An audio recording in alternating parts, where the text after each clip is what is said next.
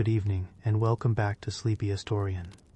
Tonight we are going to spend some time in a medieval neighborhood, although perhaps not in the way you might expect. There will be no great battle waiting for you, no royal procession passing beneath painted banners, and no castle siege unfolding in the distance. Instead, you're going to spend the night noticing the small things. A fence, a path, a bucket of water, a chicken wandering somewhere it should not be, smoke drifting beneath a roof, a cart left in the wrong place, a ditch that has not been cleared, a neighbor making just enough noise to become irritating. And this is where medieval life becomes unexpectedly interesting, because one of the quieter truths about living in the Middle Ages is that your greatest daily difficulties were often not dramatic at all. They were repetitive. They were nearby. They belonged to people who lived only a few steps from your own doorway. You might imagine a medieval village as a place where everyone knew everyone, and where that familiarity created a simple kind of community. There is some truth in that. People often did know one another for years, sometimes for generations. They recognized families by name, knew whose animals wandered, knew which household had a troublesome fence, which path had always been used as a shortcut, and which elderly neighbor remembered how things had been arranged before anyone else could recall. But familiarity did not always make people agreeable. In fact, living close together meant that you had very few ways of escaping one another. So tonight, you can imagine yourself standing quietly at the edge of a narrow medieval lane. As evening settles over the houses, the light is fading. The stone walls have begun to lose the warmth they gathered during the afternoon. The ground beneath your feet is uneven. Somewhere nearby, a fire is being fed with another piece of wood, and a thin ribbon of smoke is moving slowly upward before being caught by the evening air. There is nothing remarkable happening, and that is precisely the point. You hear a gate close. A dog moves somewhere behind a wall. Someone is carrying water. A child is called indoors. A wooden cart creaks as it is pushed into a yard, and from one house comes the low, ordinary sound of people talking. Perhaps they are discussing a fence, not a wall around a castle, not a fortified boundary, just a fence. One person believes it stands where it has always stood. Another believes it has been moved, perhaps only a little. A few handspans. Perhaps one post has been placed farther into the neighboring strip of ground than it used to be. Today, such a matter might be measured quickly. A map could settle it. A surveyor could establish a line. Records might exist in several places, but in the medieval world, an ordinary boundary could depend on memory, custom, physical markers, witnesses, and the habits of people who had lived beside one another for years. And so you have the beginning of a dispute, not an exciting dispute, not even necessarily an angry one, just an inconvenience. And then another, and another, and another. A chicken gets into a garden. A pig finds a weak place beneath a fence. Rainwater runs from one roof toward another person's doorway. A neighbor's fire produces smoke that enters the wrong opening. Someone leaves a cart across a path. A ditch fills with mud. A dog barks at night. Someone uses a shortcut that another household considers part of its private ground. None of these things sounds important enough to fill a history book. Yet together they tell you something important about medieval society. They show you how difficult it could be to separate private life from communal life. Tonight you are going to slowly explore that world. There is no need to hurry. You can simply listen. If you are already lying down, allow yourself to settle a little more deeply. Let your shoulders become heavy. Let the room around you become less important. You do not need to remember every detail. The story can move past you at its own pace, like the slow movement of evening through a village. And if you enjoy these quiet journeys into ordinary history, you can leave a like, subscribe to Sleepy Historian, and return whenever you would like, another long journey into the less dramatic corners of the past. Tonight, though, we are staying close to home. Very close. You will begin with the physical boundaries of a medieval neighborhood. You will notice how people marked their land, how they moved through shared spaces, and how easily animals could cross a line that seemed obvious to one person and uncertain to another. Then, gradually, we will move into the less visible boundaries: smoke, water, noise, smell, waste. All the things that could move from one household into another without asking permission. Later we will consider something even quieter: memory. Because when written records were limited, when maps were incomplete, and when an ordinary person could not simply consult a precise modern property plan, the memory of a neighborhood mattered enormously. Someone might say that a path had always been used. Someone else might say it had not. An older man might remember where a fence stood when he was young. A woman might remember that her family had always drawn water from a particular place. A group of neighbors might remember an arrangement that was never formally written down at all. And so the past itself could become part of an argument. You will also begin to notice something about these disputes. They were rarely isolated. The neighbor you argued with today was still the neighbor you would see tomorrow. You might need to pass his doorway. You might need to draw water near her house.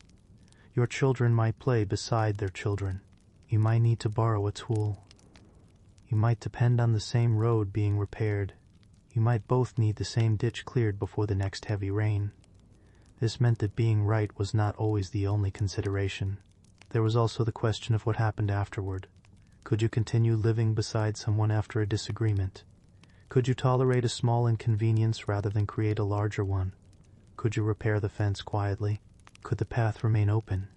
Could two households simply stop speaking for a while and continue their work? These are small questions, but they belong to the heart of everyday history, because history is often presented through kings, battles, laws, disasters, and great changes. But most people spent most of their lives doing something else. They carried water, they repaired things, they swept floors, they watched animals, they cooked, they worked, they waited, they went to sleep, and they lived beside other people. Sometimes those other people were kind. Sometimes they were helpful. Sometimes they were almost invisible in the rhythm of daily life. And sometimes they were the reason you stood outside your house one evening looking at a fence post and wondering why it had moved. The remarkable thing is that medieval communities continue to function despite all these little frictions. They did not require everyone to agree. They required people to adjust. A path might be widened, a fence might be moved back, a ditch might be cleared, an animal might be tied more securely, a complaint might be ignored, another might be taken to a local authority, and sometimes, after enough years had passed, a temporary arrangement could become custom. What began as a small decision could become something everyone simply accepted. That is one of the quiet themes we will follow tonight. How ordinary habits became rules. How repeated annoyances became customs. How memories became evidence. And how people learned to live beside one another without necessarily living peacefully. As the evening deepens, imagine that you remain in the same narrow street. You do not need to travel far. The houses are close. The walls are close. The smells are close. The sounds are close. Even the smoke from one person's fire may become part of another person's evening. There is little privacy in the modern sense, and there is no simple way to close the world outside, so you remain there for a while. The light continues to fade. The lane becomes darker. The last people carrying things indoors disappear through their doorways. A few sounds remain: a hinge, a footstep, an animal shifting in its shelter, a low conversation through a wall, and somewhere, perhaps, a neighbor is still thinking about that fence. Tomorrow the matter may seem less important, or perhaps it will seem exactly as important as it did tonight. Either way, morning will come. The same path will still be there. The same houses will still stand beside one another, and the same people will have to find a way to live together. So now, very slowly, we can begin.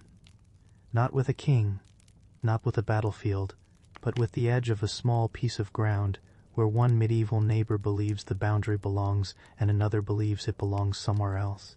The argument is quiet, the evening is cold, and the fence is only a few steps away. The fence is still there in the fading light. It is not an impressive fence. There are no carefully shaped stones, no iron fittings, no painted posts. It is simply a line of rough timber and woven branches, separating one small piece of ground from another. Some of the branches are dry and pale, others are dark from rain.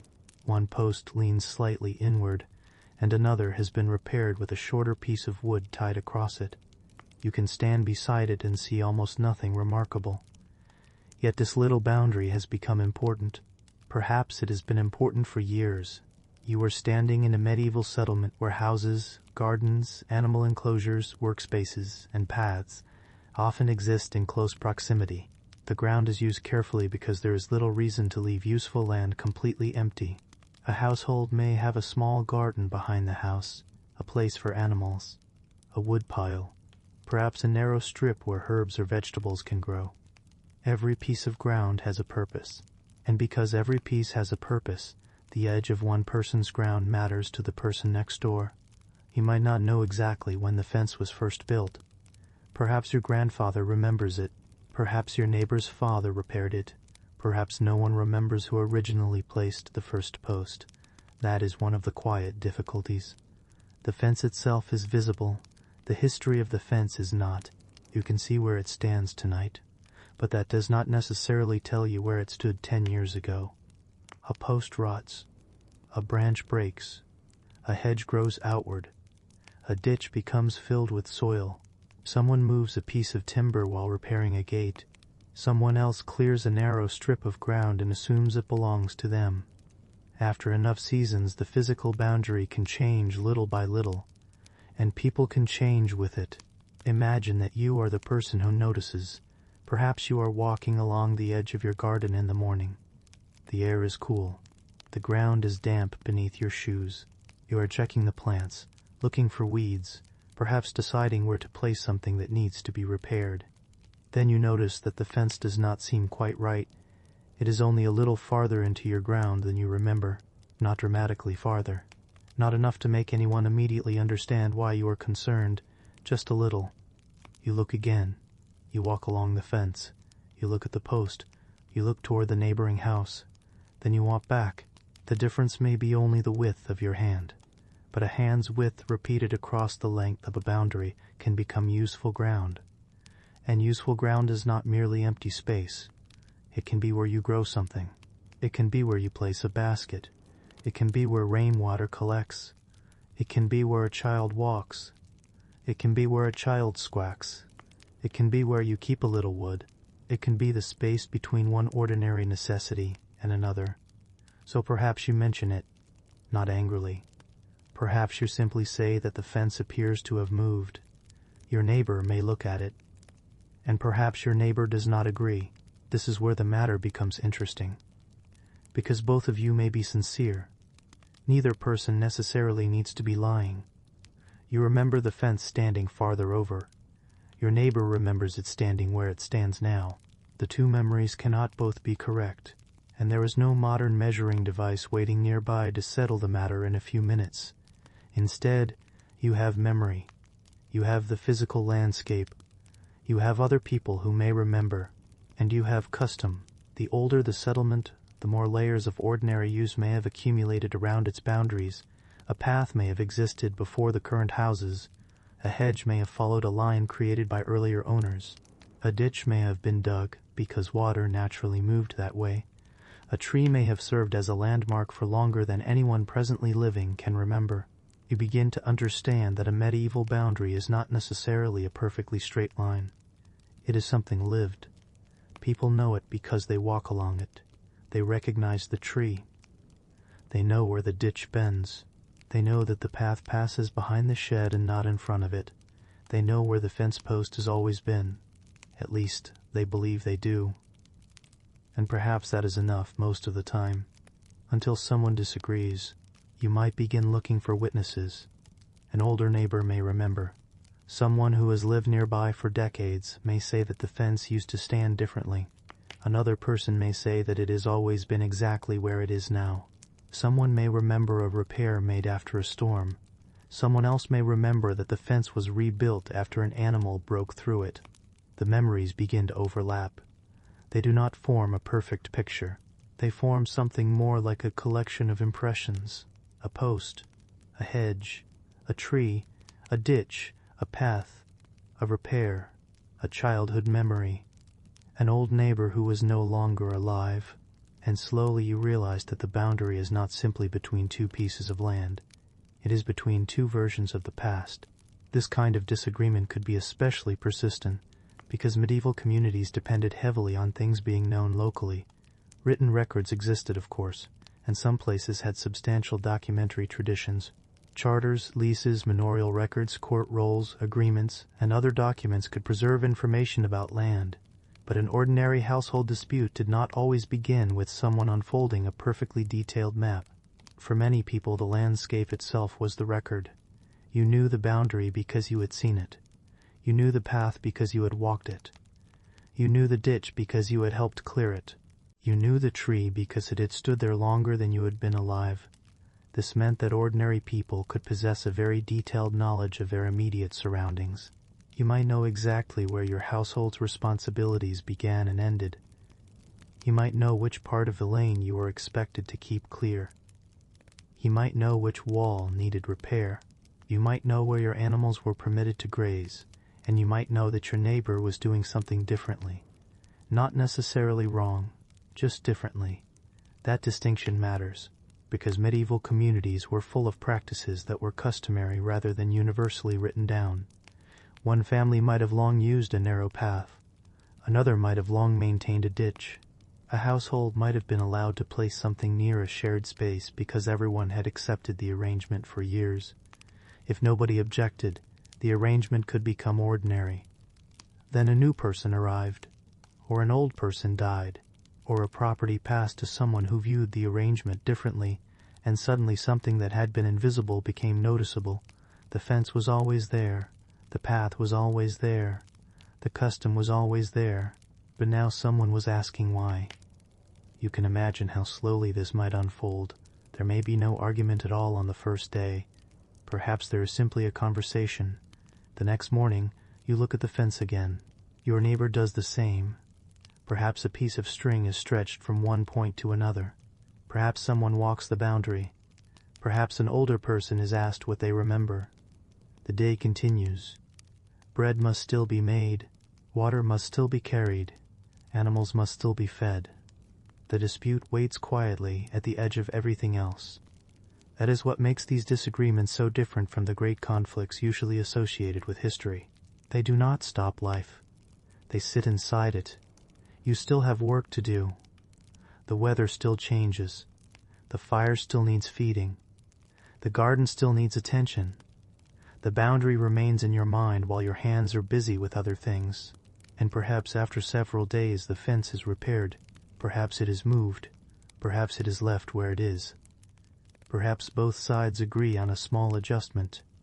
Maybe a post is placed between the two disputed positions, a little compromise, a line that neither person would have chosen alone but both can tolerate. This is how much of community life can work, not through perfect agreement, through tolerable arrangements. The fence does not need to represent justice in some grand philosophical sense. It simply needs to stand in a place where two people can continue living beside one another. And then there are the things that make a fence less reliable: rain, snow, wind, animals, children, firewood, tools, time.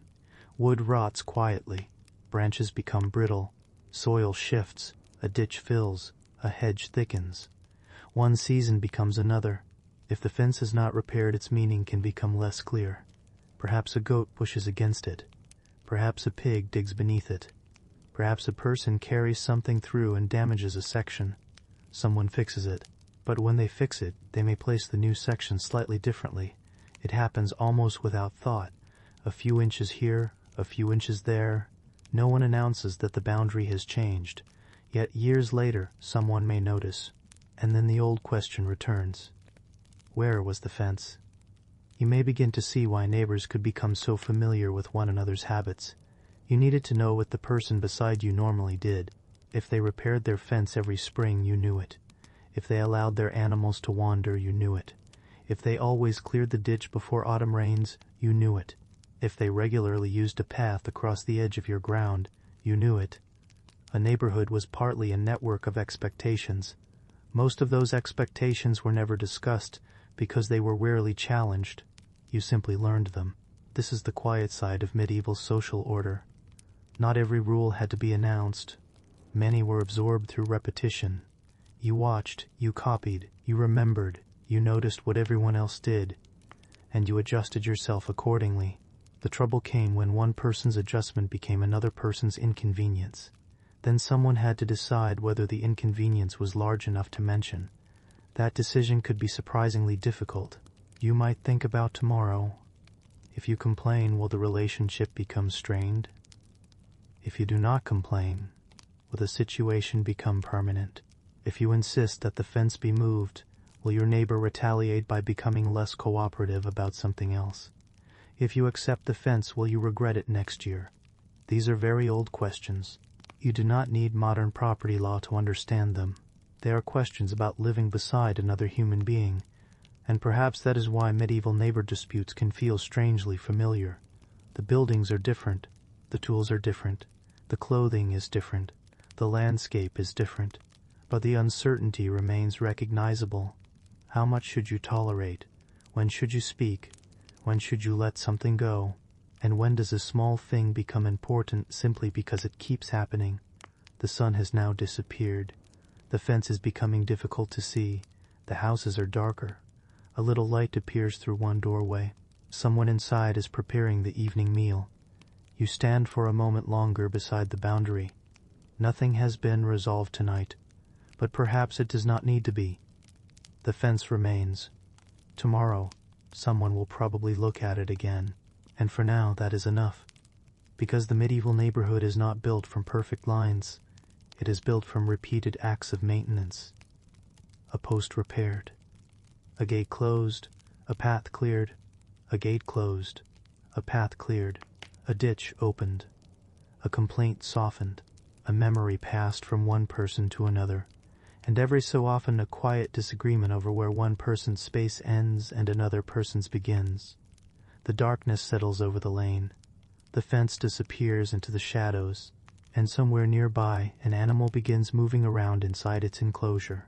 Tomorrow, perhaps, the animal will provide another reason for two neighbors to speak. By morning, the fence has not become any straighter. The light returns slowly, touching the upper parts of the roofs before reaching the ground between the houses. The air is cool, and the earth still holds the dampness of the night. Somewhere behind one of the houses, a fire is being started. A little smoke rises, then disappears into the pale morning. You hear the ordinary sounds of a settlement waking. A door opens. Wood scrapes against stone. Someone coughs. A bucket is lifted. An animal makes a low, impatient sound from behind a gate. And then, almost unnoticed, a chicken walks across the path. It has come from somewhere else. This is not unusual. In a medieval settlement, animals are part of the neighborhood in a way that can be difficult to imagine now. They are not simply kept somewhere far beyond the houses. Many households have animals close at hand because the animals are useful. They provide eggs, meat, milk, feathers, manure, labor, or simply represent a form of household wealth. But useful animals are not always obedient animals, and defense, even when everyone agrees where it belongs, does not necessarily convince a chicken to stay on its own side. The chicken walks beneath a gap. It pauses. It scratches at the earth. Then it finds the garden. You notice it because the garden belongs to you. Perhaps there are young plants there. Perhaps a few vegetables have been planted in neat rows. Perhaps the garden is small enough that losing several plants actually matters. You walk toward the chicken. It walks away. You walk faster. It walks faster too. There is nothing dramatic about the encounter. You simply find yourself chasing a chicken before breakfast. This is the sort of small inconvenience that disappears from large historical records.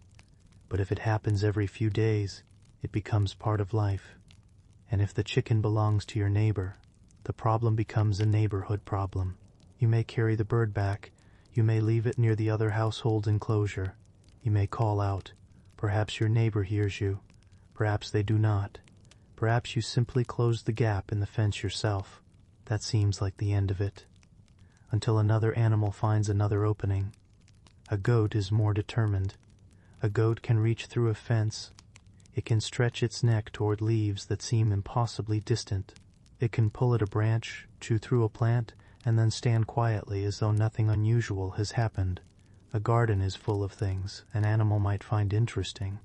Leaves, roots, young shoots, grain, kitchen scraps. And the animal does not understand ownership. It understands food. So you may discover a goat with its head inside a garden enclosure. You remove it. You look at the damaged plants. You look at the fence. And once again you are faced with the same quiet calculation. Is this worth speaking about? Perhaps it is. Perhaps it is not. The answer may depend on how often it happens. One damaged plant can be overlooked. 10 damaged plants are harder to overlook. The same is true of pigs. Pigs are strong, persistent, and remarkably interested in the ground beneath a fence. A weak section may not remain weak for long. The pig pushes. It roots. It finds soft earth, and eventually there is a gap. Then the animal is somewhere it should not be. Perhaps it enters a garden.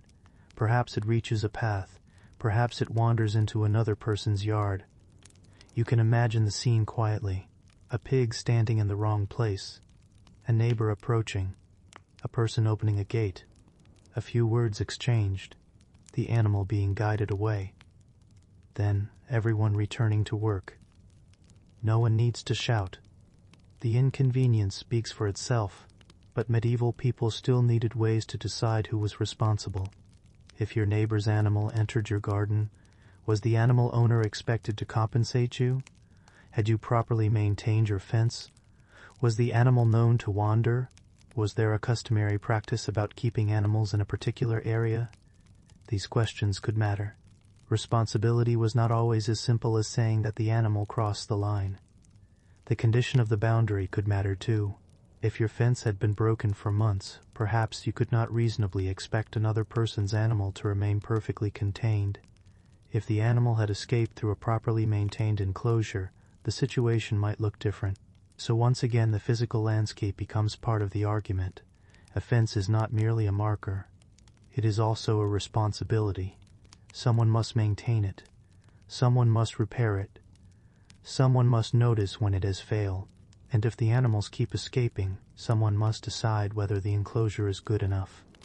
This creates a curious kind of cooperation. You may dislike your neighbor's pig, but you may also need your neighbor to keep the pig away from your garden. Your neighbor may dislike your complaints, but they may also understand that losing a garden is not trivial. So a compromise emerges. The fence is strengthened. The animal is kept closer to the house. A gate is repaired.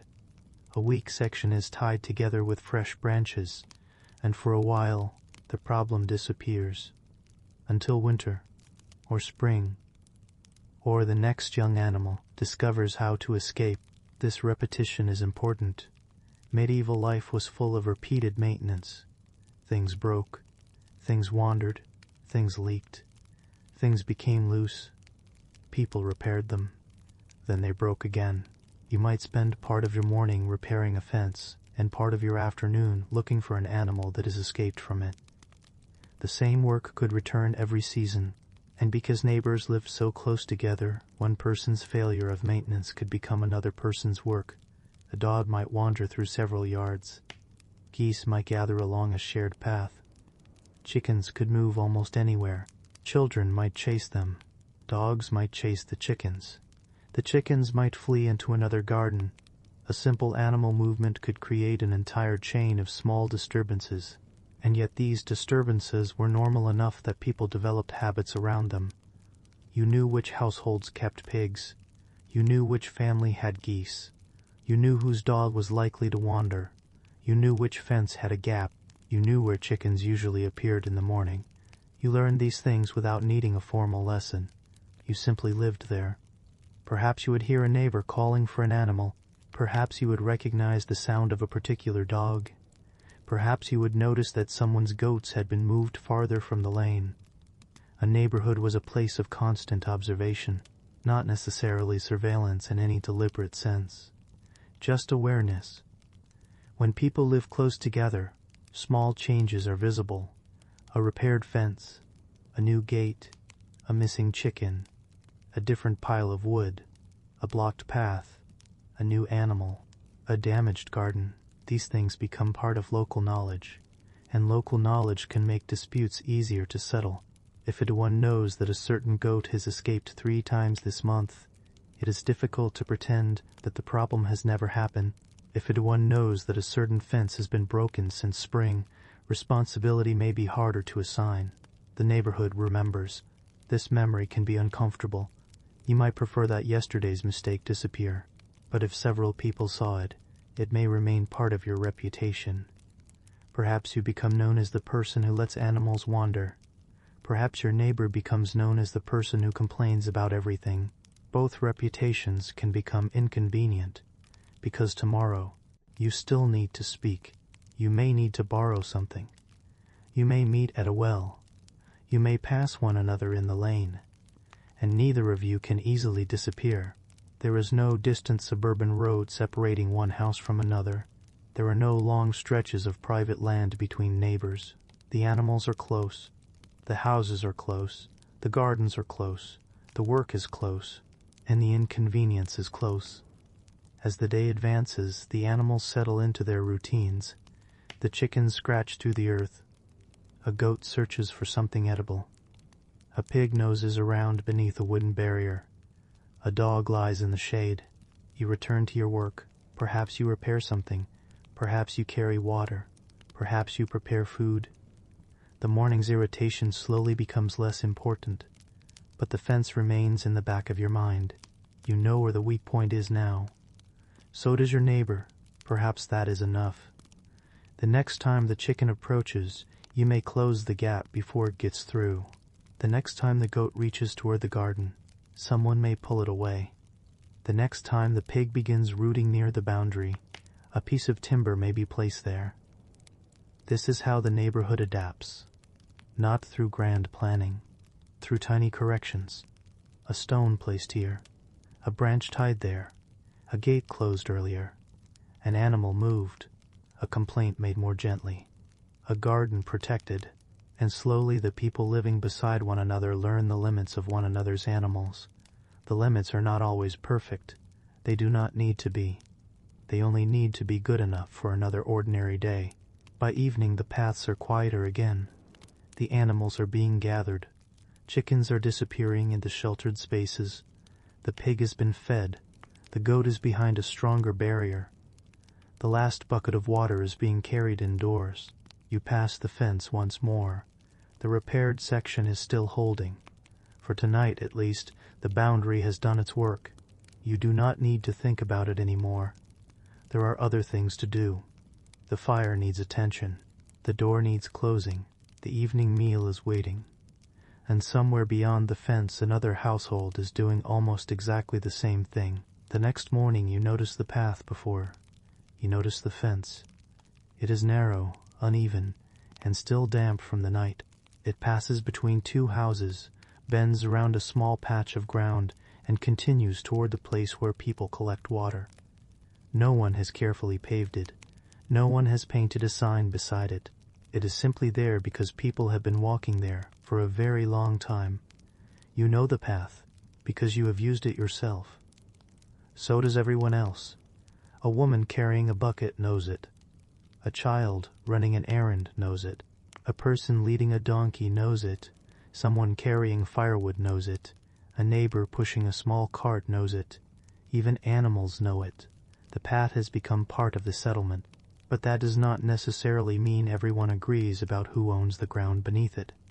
This is one of the quiet complications of medieval life. A route can become customary simply because people use it again and again. Perhaps the path began as nothing more than a convenient way around a muddy patch. Someone walked there. Then another person did.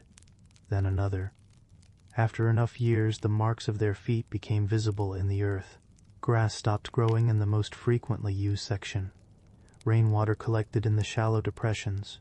Carts slowly widened the track. And eventually the route became so familiar that people stopped thinking about its origin. You simply walk. That is what a path is for. until someone decides to close it. Imagine that one morning you find a wooden gate across the route. It is not a large gate. It is not fortified. It could easily be moved. But it is closed. You stop. Perhaps you know why. Perhaps the person who owns the adjoining ground has decided that too many people are crossing it. Maybe animals have been wandering through. Maybe carts have damaged the soil. Maybe someone has left rubbish along the edge. Maybe the owner believes the path was never supposed to be public. Perhaps the gate has been placed because the person is trying to protect a garden. Whatever the reason, the effect is simple. You cannot walk through, so you wait. Someone else arrives. They stop too. Now 2 people are standing beside the gate. A few minutes later, someone carrying water appears. The path has suddenly become a problem. It may be possible to walk around, but walking around takes longer. Perhaps the alternate route passes through mud. Perhaps it requires crossing another household's ground. Perhaps the detour is only a few minutes. Yet a few minutes repeated every day become a real inconvenience. And if the path is used to carry heavy things, the difference becomes even more noticeable. A person carrying water does not want an unnecessary detour. Someone carrying firewood does not want to climb an awkward slope. A cart cannot always go where a person can walk. So the question becomes more than one of convenience. It becomes a question of access. Who has the right to pass? The answer might not be written on the ground. Instead, people may know it through custom. Perhaps everyone in the village has used this path for as long as anyone can remember. Perhaps older residents can say so. Perhaps the route is connected to a church, a well, a market, a field, or another shared place. Perhaps the path was once part of a larger route that existed before the current houses were built. The physical evidence may be modest. The social evidence may be strong. Someone says we have always walked here. Someone else says, not through my land. And now you have another dispute that depends on memory. You can imagine the conversation taking place beside the closed gate. No one needs to shout. People have work to do. The morning is moving forward. A bucket needs filling. Animals need feeding. Bread needs preparing. The path is simply standing there, quietly refusing to cooperate. Perhaps the gate is opened. Perhaps it remains. Perhaps an older person has asked what they remember. And this is where medieval landscapes become especially interesting. The ground itself can contain memories. A worn track may show that people have been walking there for years. A gap in a hedge may suggest an old entrance. A line of stones may mark something that was once clearer. A tree may stand where a boundary or turning point has long been recognized. A ditch may separate 2 areas. The landscape is full of clues. But clues do not always settle arguments. A person may have used a path for years without having formal ownership of it. Another person may own the land but have allowed the path to remain open. Over time, permission can become difficult to distinguish from custom. Did people use the route because they were allowed to? Or did they use it because nobody had stopped them? And if no one stopped them for 20 years, does that change what the path has become? These are questions that could matter deeply in medieval communities, because the distinction between private and shared space was not always as obvious as you might imagine. Some roads and paths were clearly public, others were clearly private, but between them were countless routes created by habit. A footpath across a field, a lane between houses, a way around a wall, a shortcut to the well, a shortcut to the well, a passage toward a church, a route used by animals, a strip of ground that everyone treated as though it belonged to everyone.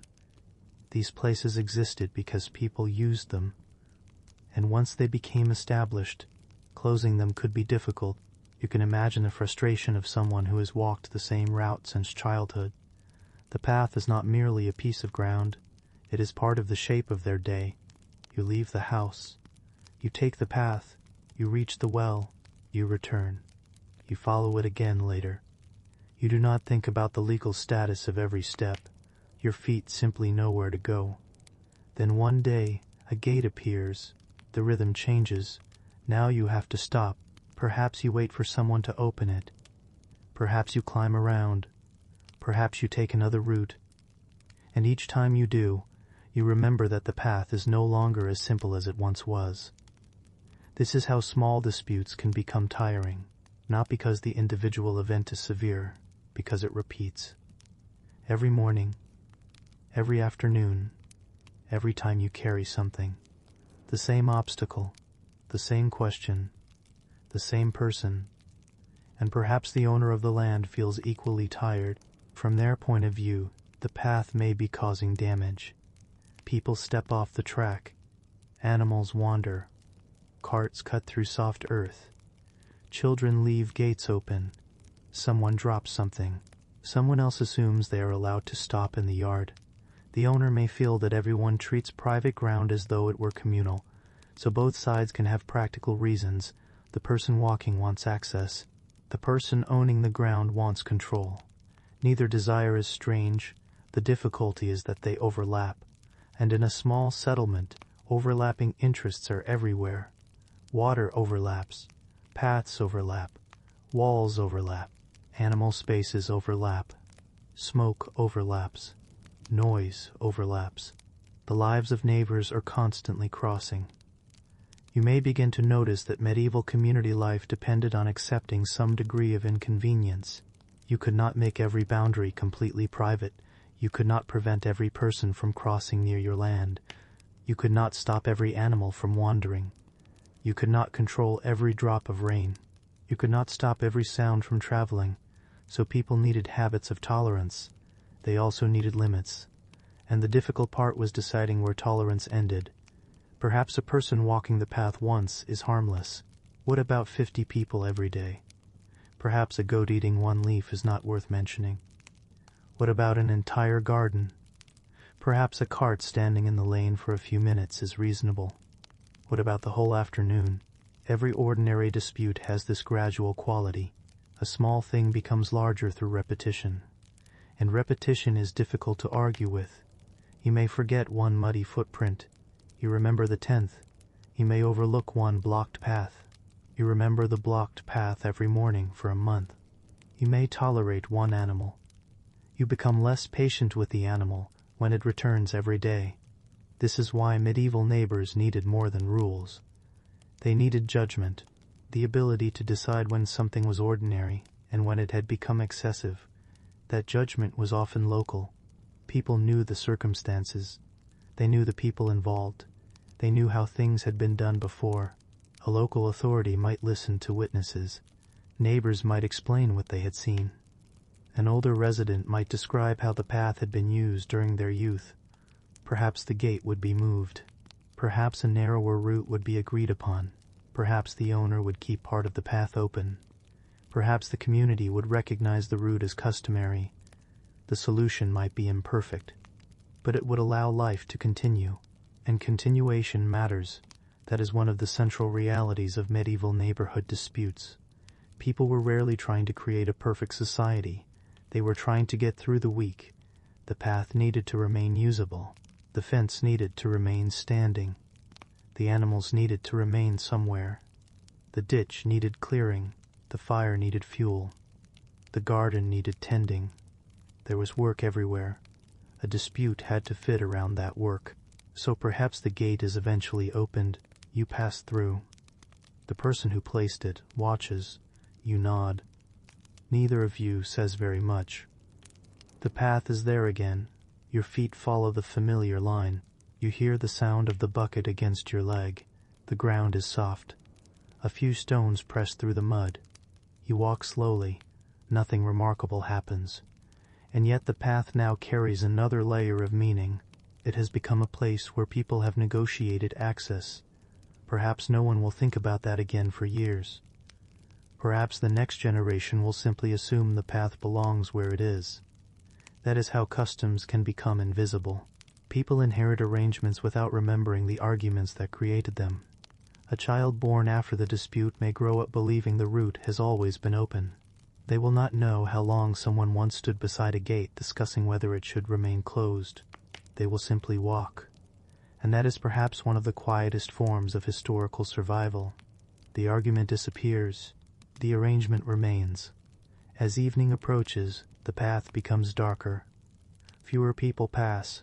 The ground cools. A cart is drawn into a nearby yard. The gate is closed again. This time, perhaps, it is simply the normal gate at the end of the day. The path is still there. Tomorrow, people will use it again. And somewhere nearby another boundary is waiting to become a question. Because once you begin looking closely at medieval neighborhood life, you discover that almost everything has an edge. The edge of the garden. The edge of the lane. The edge of the lane. The edge of the roof. The edge of the ditch. The edge of the wall. And every edge is a place where two lives can meet. By now, the neighborhood has become familiar. You know the fence. You know the narrow path. You know which animals are likely to wander. You know where the ground becomes soft after rain, and where people tend to leave their carts. And as evening comes, another part of the neighborhood begins to make itself known. Smoke. At first you notice it only as a thin gray line above the roofs. Someone has lit a fire. Then another household does the same. The air begins to change. There is the smell of burning wood, perhaps damp wood, perhaps straw, perhaps peat, or another local fuel, depending on where you are. The smoke moves slowly, finding openings beneath roofs, around walls, through imperfect vents, and sometimes into spaces where no one particularly wants it. You stand near a doorway and breathe in the cold air. Then you notice the smoke. It is not necessarily thick. It does not need to be. A little smoke in the wrong place can be enough. This is another kind of medieval neighbor problem. The smoke belongs to one household. The discomfort may belong to another. Fire is one of the most necessary things in the settlement. You need it for warmth. You need it for cooking. You need it for boiling water. You may need it for certain kinds of work. On a cold evening, the idea of simply not lighting a fire is not practical. So when smoke causes trouble, the solution cannot simply be to stop burning fuel. Everyone needs heat. Everyone needs food. Everyone needs light after sunset.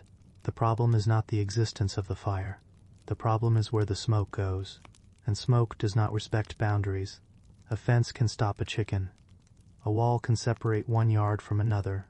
A gate can control a path. Smoke passes above all of them. It slips through spaces. It hangs beneath ceilings. It settles into clothing. It enters rooms. It finds the places where a building has not been sealed. You may begin to understand why the physical construction of a medieval house matters so much. The exact experience of smoke varies greatly depending on the building, the region, the period, and the type of hearth. Some houses had open hearths whose smoke escaped through openings in the roof. Some later buildings had chimneys. Others used more complicated arrangements. There was no single medieval house.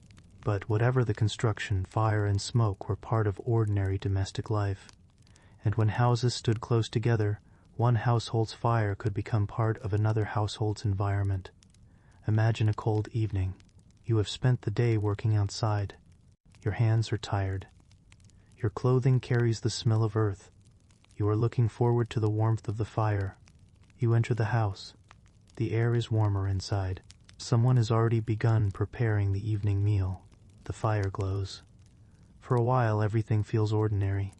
Then the smoke begins to gather. Perhaps the fuel is damp. Perhaps the air is still. Perhaps the opening above the hearth is not drawing well. You move slightly to one side. You wait. The smoke shifts. Then it moves again. You open something that can be opened. A little fresh air enters. The room becomes colder. You have made a choice between smoke and cold. Neither is particularly pleasant. And somewhere nearby, your neighbor is doing exactly the same thing. Sometimes the problem can travel between houses. Perhaps the buildings share a wall. Perhaps one structure is positioned so that smoke from another hearth drifts toward it. Perhaps a chimney, where one exists, sends smoke toward a nearby opening. Perhaps the issue is not constant. It may happen only when the wind comes from a particular direction. That can make the disagreement even more difficult. You cannot accuse someone of deliberately filling your house with smoke. They are simply making their own fire. The weather is deciding where the smoke travels. Still, you have to breathe it. This is the sort of problem that may produce a complaint without producing an obvious villain. You might mention it. Your neighbor may say they cannot help it. You may agree. Then the matter remains. Tomorrow the wind may change. The next evening, it may happen again. Over time, people learn these patterns. They learn which way smoke normally travels. They learn which fires create the most smoke. They learn which fuel burns cleanly and which produces a heavier cloud. They learn when to open a door. They learn when to close a shutter. They learn where to sit. You adapt because adaptation is easier than constant argument. And this is a recurring feature of medieval life. The environment is not controlled very precisely. You respond to it. Rain comes, you adjust. Cold comes, you burn more fuel. Smoke comes, you burn more fuel. Smoke comes, you move. Mud comes, you find another route. An animal escapes, you retrieve it. A fence falls, you repair it. A path becomes blocked, you wait or find another way. The world around you is constantly making small demands. The neighborhood adds another layer. Your neighbor's choices become part of the environment you must manage. Perhaps someone begins a new kind of work. Maybe a household starts producing something that creates unusual smoke or smell. A craft activity may require heat. A workshop may use a fire differently from an ordinary household. The activity may be entirely legitimate. The person doing the work may depend upon it for income. But the neighboring household may experience the result. Again, the problem is not necessarily that one person is behaving badly. The problem is that two ordinary needs occupy the same small space. This is where medieval communities had to develop ideas about what counted as reasonable. Not every inconvenience could be prohibited. People had to work, they had to cook, they had to keep warm, they had to make things, they had to use the spaces available to them. But there were limits. A nuisance could become important when it was persistent, excessive, or damaging. The exact rules varied enormously from place to place. Some communities had local regulations, some had customary practices, some had officials responsible for particular matters, and much depended on the local character of the settlement.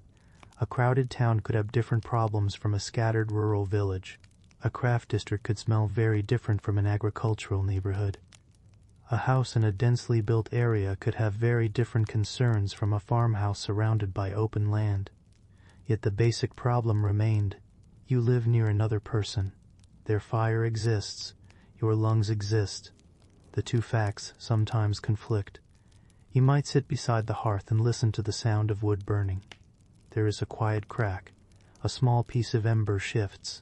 The flames move around it. The room is warm enough now. The smoke has thinned. Outside, the evening has become darker. You hear a voice through the wall. Not every sound is clear. A word, a cough, a footstep, then silence. The closeness of the houses becomes noticeable. There may be less separation than you're accustomed to. The walls themselves are part of neighborhood life. Sound travels. Heat travels. Smoke can travel. Water can travel. People can hear one another moving. They know when a household is awake. They know when someone is repairing something. They know when an animal is restless. Privacy exists, but it is not the kind of complete separation that modern life often makes possible. And that closeness has another effect. You become accustomed to other people's ordinary habits. The sound of a neighboring door closing. The smell of a familiar cooking fire. The footsteps of someone who passes your house each morning. The voice of someone calling an animal. At first these things may be noticeable. Eventually they become part of the background. That is another form of adaptation. Your mind learns what to ignore. A neighbor's dog barks. You continue working. A cart passes. You barely look up. Smoke enters for a moment. You move. A child calls from the lane. You know the voice. The neighborhood becomes a collection of familiar disturbances. Some are pleasant, some are irritating, most are simply there. And perhaps that is why a minor dispute can be so difficult to define. What exactly counts as a nuisance when the entire environment is shared? How much noise is too much? How much smoke? How much smell? How much inconvenience? The answers are rarely mathematical. They are social. People learn what is customary. They notice when someone goes beyond it. And when someone does, a conversation may begin, not necessarily an accusation, sometimes just a request. Could the fire be moved? Could the opening be changed? Could the work be done at another time? Could something be repaired? The request may be accepted, it may be refused, or it may be quietly ignored, and then both households continue. That is often how disputes survive, not as dramatic conflicts but as unresolved background conditions. A person remembers that their neighbor never listened. The neighbor remembers being asked to do something unreasonable. Years later, both may still have their own version of the story, but tonight the smoke is finally thinned. The fire burns more cleanly. The room is warm. You settle closer to the hearth. The wood gives a soft sound as it collapses inward. Outside, the air is cold. Inside, the warmth remains.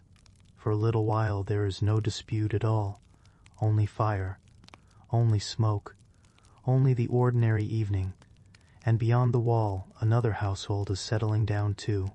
Their fire is burning. Their food is being prepared. Their day is ending.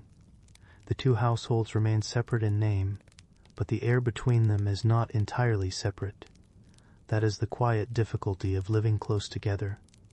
You can own a room, you can own a garden, you can own a fence, but you cannot always own the air, and tomorrow evening, when the fires are lit again, the same smoke may return.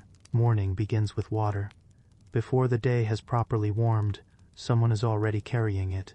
You hear the soft movement of a bucket against a person's leg as they walk along the lane. The wooden handle creaks slightly. The water inside shifts with every step. Water is heavy. A full bucket does not feel like an abstract necessity. It feels like weight in your hand. You carry it carefully. A little spills over the rim. The drops darken the ground. Then you continue. For many medieval households, water is one of those ordinary necessities that cannot be taken for granted. It has to come from somewhere. A well, spring, stream, cistern, river, or other source may provide it, depending on the settlement and the landscape. And wherever people collect water, people meet. You may see your neighbors there. Someone has arrived before you. Someone is waiting. Someone is filling a vessel. Someone is returning home. The water source becomes part of the social geography of the settlement. It is not merely a place where water exists. It is a place where people regularly cross paths. And because so many people depend on the same water, small problems can become shared problems. A bucket is dropped. The ground becomes muddy. Someone leaves something too close to the water. Animals approach. Rain changes the condition of the path.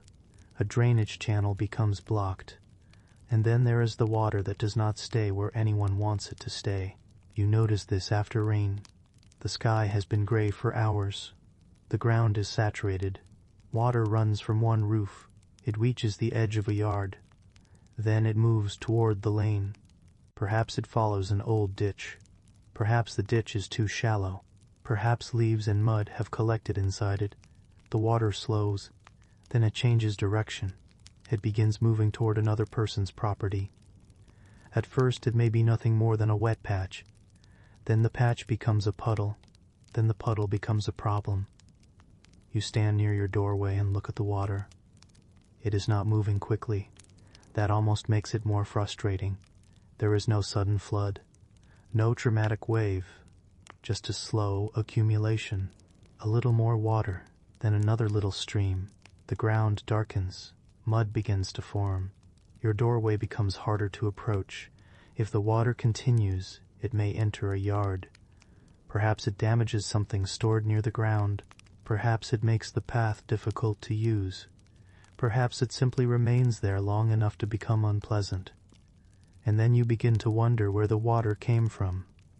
The answer may be obvious. It came from the rain. But the rain is not the part you can argue with. You look at the roof. You look at the ditch. You look at the neighboring yard. Perhaps a drainage channel has been redirected. Perhaps someone built a small wall.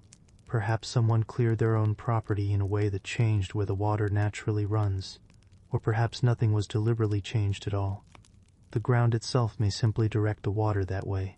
This is one reason medieval communities had to understand their landscapes closely. People needed to know where water went. Not only drinking water, rainwater, wastewater, meltwater, water flowing from roofs, water flowing through streets, water collecting in ditches. A settlement without careful drainage could become muddy and unpleasant very quickly, and so ditches mattered. They needed to remain open enough to carry water. Someone had to clear them. Mud had to be removed. Leaves and debris had to be taken away. Plants had to be cut back. If one household neglected the section near its property, the consequences might travel farther along the channel. This creates another form of shared responsibility. The ditch may pass beside your house, but its purpose extends beyond your house. You clear your section because the water needs to move. Your neighbor clears theirs for the same reason. If one person stops, the whole arrangement can begin to fail. You can imagine the quiet conversation that follows. The ditch is blocked. Someone says it should have been cleared. Someone else says it is not their responsibility. A third person may know that the blockage came from somewhere farther upstream. Now the water has created a question. Who should deal with it? This sounds simple, but medieval communities had many such questions. Who repairs the path? Who maintains the bridge? Who clears the ditch? Who repairs the fence? Who keeps animals away? Who is responsible when something shared becomes damaged? The answer could depend on local custom. Different places had different arrangements. Sometimes responsibilities were attached to properties. Sometimes they were shared. Sometimes particular people or groups were expected to perform certain work, and sometimes the practical answer was simply that everyone helped, because otherwise the problem remained. The weather could make these questions more urgent. Autumn rain, winter thaw, spring storms, summer downpours. Each season brought different pressures. A ditch that seemed unimportant in dry weather became extremely important after heavy rain. A path that was easy to cross in summer could become deep mud in winter. A stream that looked harmless one month could rise during another. You learn to watch the sky. You learn the shape of the ground. You know where water normally collects. You know which section of the road becomes difficult. And you know which neighbor's property seems to send water in your direction. Again, no one has to be deliberately difficult. Water simply creates consequences. You may build a roof that protects your own walls. The water runs from it. Your roof is doing its job. But the water has to go somewhere. If it runs toward your neighbor's doorway, your neighbor has a different opinion about your successful roof. This is the strange logic of shared environments. A solution for one household can become a problem for another. You want your yard dry. Your neighbor wants theirs dry. The water has no interest in either preference. It follows gravity. So people build channels. They place stones. They dig ditches. They shape paths. They create small barriers. They make adjustments. Over many years, the settlement develops around these movements of water. Perhaps the lane itself is slightly lower in the middle. Perhaps the edges have shallow channels. Perhaps a row of stones guides water away from a doorway. Perhaps a ditch runs behind several houses. You might not notice these features at first, but once you begin looking, they are everywhere. The settlement is quietly engineered, not with the clean lines of a modern drainage system, with practical, repeated adjustments. A stone here, a ditch there, a small slope, a channel, a repaired edge, and every adjustment has to work with the others. That is why a neighbor dispute about water can become surprisingly persistent. If you alter your part of the system, you may change what happens farther away. You raise a threshold, you deepen a ditch, you redirect a roof's runoff, you place a pile of soil somewhere. The effect may not be immediate. Then rain comes, and someone discovers the consequence. The water arrives somewhere unexpected. You may be asleep when it begins. By morning, there is mud outside. A neighbor has already noticed. Perhaps they come to your doorway. Perhaps they simply begin clearing the water themselves.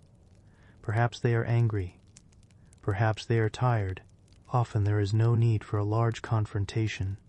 The mud is enough. You both know what needs to happen. The ditch must be cleared. The channel must be opened. The water must move. So you take a shovel, or whatever simple tool is available. You stand in the damp ground. Your boots or shoes sink slightly. Your hands become cold. You lift mud. You place it aside. Water begins moving again. Slowly. At first it only trickles. Then it finds the channel. It follows the slope. You watch it travel away from the doorway. This is one of those quiet tasks that would never seem important from a distance. But it can consume part of your morning. And tomorrow, another section may need attention. The work repeats. That is the endurance of ordinary life. Not one great hardship. Many small ones. A bucket carried again. A ditch cleared again. A path repaired again. A fence strengthened again. A fire prepared again. The repetition can be tiring precisely because it never fully ends. Water teaches you this very clearly. You cannot negotiate with rain. You can only prepare for it. And you cannot permanently control every drop that falls on a medieval settlement. You can only guide it. You guide it away from the house, toward the ditch, into the channel, along the lane, toward the stream, and you hope the system holds. When the rain finally stops, the village becomes quieter. Drops continue falling from roof edges. The lane glistens. The ground is dark. The air smells of wet earth. You carry another bucket. This time the water is inside the bucket because you chose to carry it. The water from the rain is outside because the landscape has carried it for you. You walk carefully. Your neighbor is doing the same. For a moment, neither of you thinks about the dispute. There is only the practical work of getting through the day, and perhaps this is why so many medieval neighborhood problems were eventually absorbed into custom. People could not argue about every drop of water. They had to develop habits. They learned where to dig, where to walk, where to place a bucket, where not to build, which ditch belonged to whom, when to clear it, when to ask for help, when to tolerate inconvenience. The rules were often less visible than the water itself, but they were there. You could see them in the way people moved through the settlement. You could see them in the paths they followed and the channels they maintained. By evening, the puddles have become smaller. The ditch is open again. The path is passable. Your doorway is dry. The work has been done. No great victory has occurred. No one has been defeated. The water has simply gone somewhere else. And that may be the most appropriate ending for a medieval dispute about water. Not resolution. Movement. The water keeps moving. The people do too. By now, you have learned that a medieval neighborhood has very few truly separate things. The fence can be shared in its consequences. The path belongs to one household, perhaps, but many feet pass along it. Water falls on one roof and travels toward another yard. An animal escapes from one enclosure and appears in someone else's garden. Smoke rises from one fire and settles somewhere else. And then there are the things you cannot easily see at all. Smell, sound, the general presence of other people. You wake before sunrise because someone nearby is already working. There is no reason to be surprised. A medieval settlement begins making sounds early. Wood is moved, a door opens, a bucket is lifted, animals begin stirring, someone speaks outside. Perhaps a hammer strikes against metal. Perhaps grain is being processed. Perhaps someone is preparing food. You remain still for a moment and listen. The sounds do not belong to you, but they are part of your morning. This is one of the most important differences between medieval domestic life and the private life many people experience today. You may imagine a house as a separate world, but medieval houses were often physically close to one another, and the activities taking place inside them could easily become audible outside. Walls were not always thick enough to stop sound. Doors were open frequently. Windows and openings allowed voices to travel. Streets were narrow. Courtyards were small. Work happened near the home because the home was also a place of production. So the neighborhood was not quiet, not necessarily noisy in the modern sense, but alive with overlapping sounds. You might hear a person grinding grain, another household might be splitting wood, someone might be repairing a tool, someone might be making shoes, someone might be working with metal. A cart rolls over uneven ground, an animal calls, a child answers, a dog barks, a bell sounds somewhere in the distance. Then the sounds become quieter. Then they begin again. You learn which sounds belong to morning, which belong to afternoon, which belong to evening, and which belong to your particular neighbors. This knowledge can become almost unconscious. You might recognize the sound of a certain cart before seeing it. You might know which dog is barking. You might know that the household next door usually begins work before yours. You might know that someone on the other side of the lane has a habit of hammering late into the day. At first, perhaps, the sound irritates you. Eventually, it becomes part of the landscape. That does not mean every sound is tolerated. There are limits. But those limits depend greatly on the place. A workshop in a busy town may be expected to make noise. A rural household may be surrounded by the ordinary sounds of animals. A market street may be busy from early morning. A quieter residential lane may have different expectations. There is no single medieval standard of silence, and that is worth remembering. People in the Middle Ages were not walking through perfectly quiet villages, whispering because they feared disturbing everyone. They lived in working environments. The sounds of work were ordinary. The sound of animals was ordinary. The sound of people moving through public spaces was ordinary. The difficulty arose when one activity interfered too much with another. Perhaps a person wants to sleep. A neighbor is working. Perhaps someone keeps an animal that makes noise at inconvenient hours. Perhaps a craft activity is producing repeated hammering. Perhaps children are playing near a doorway. None of these things is necessarily unreasonable, but the person hearing them may still become tired, and tiredness can make ordinary sounds feel different. Imagine that you have worked all day. Your hands ache. Your shoulders are heavy. The light outside is fading. You are ready to rest. Then the hammering continues. One strike, pause, another. The sound travels through the street. You wait for it to stop. It does not. You lie down. You hear it again. Perhaps you eventually become accustomed to it.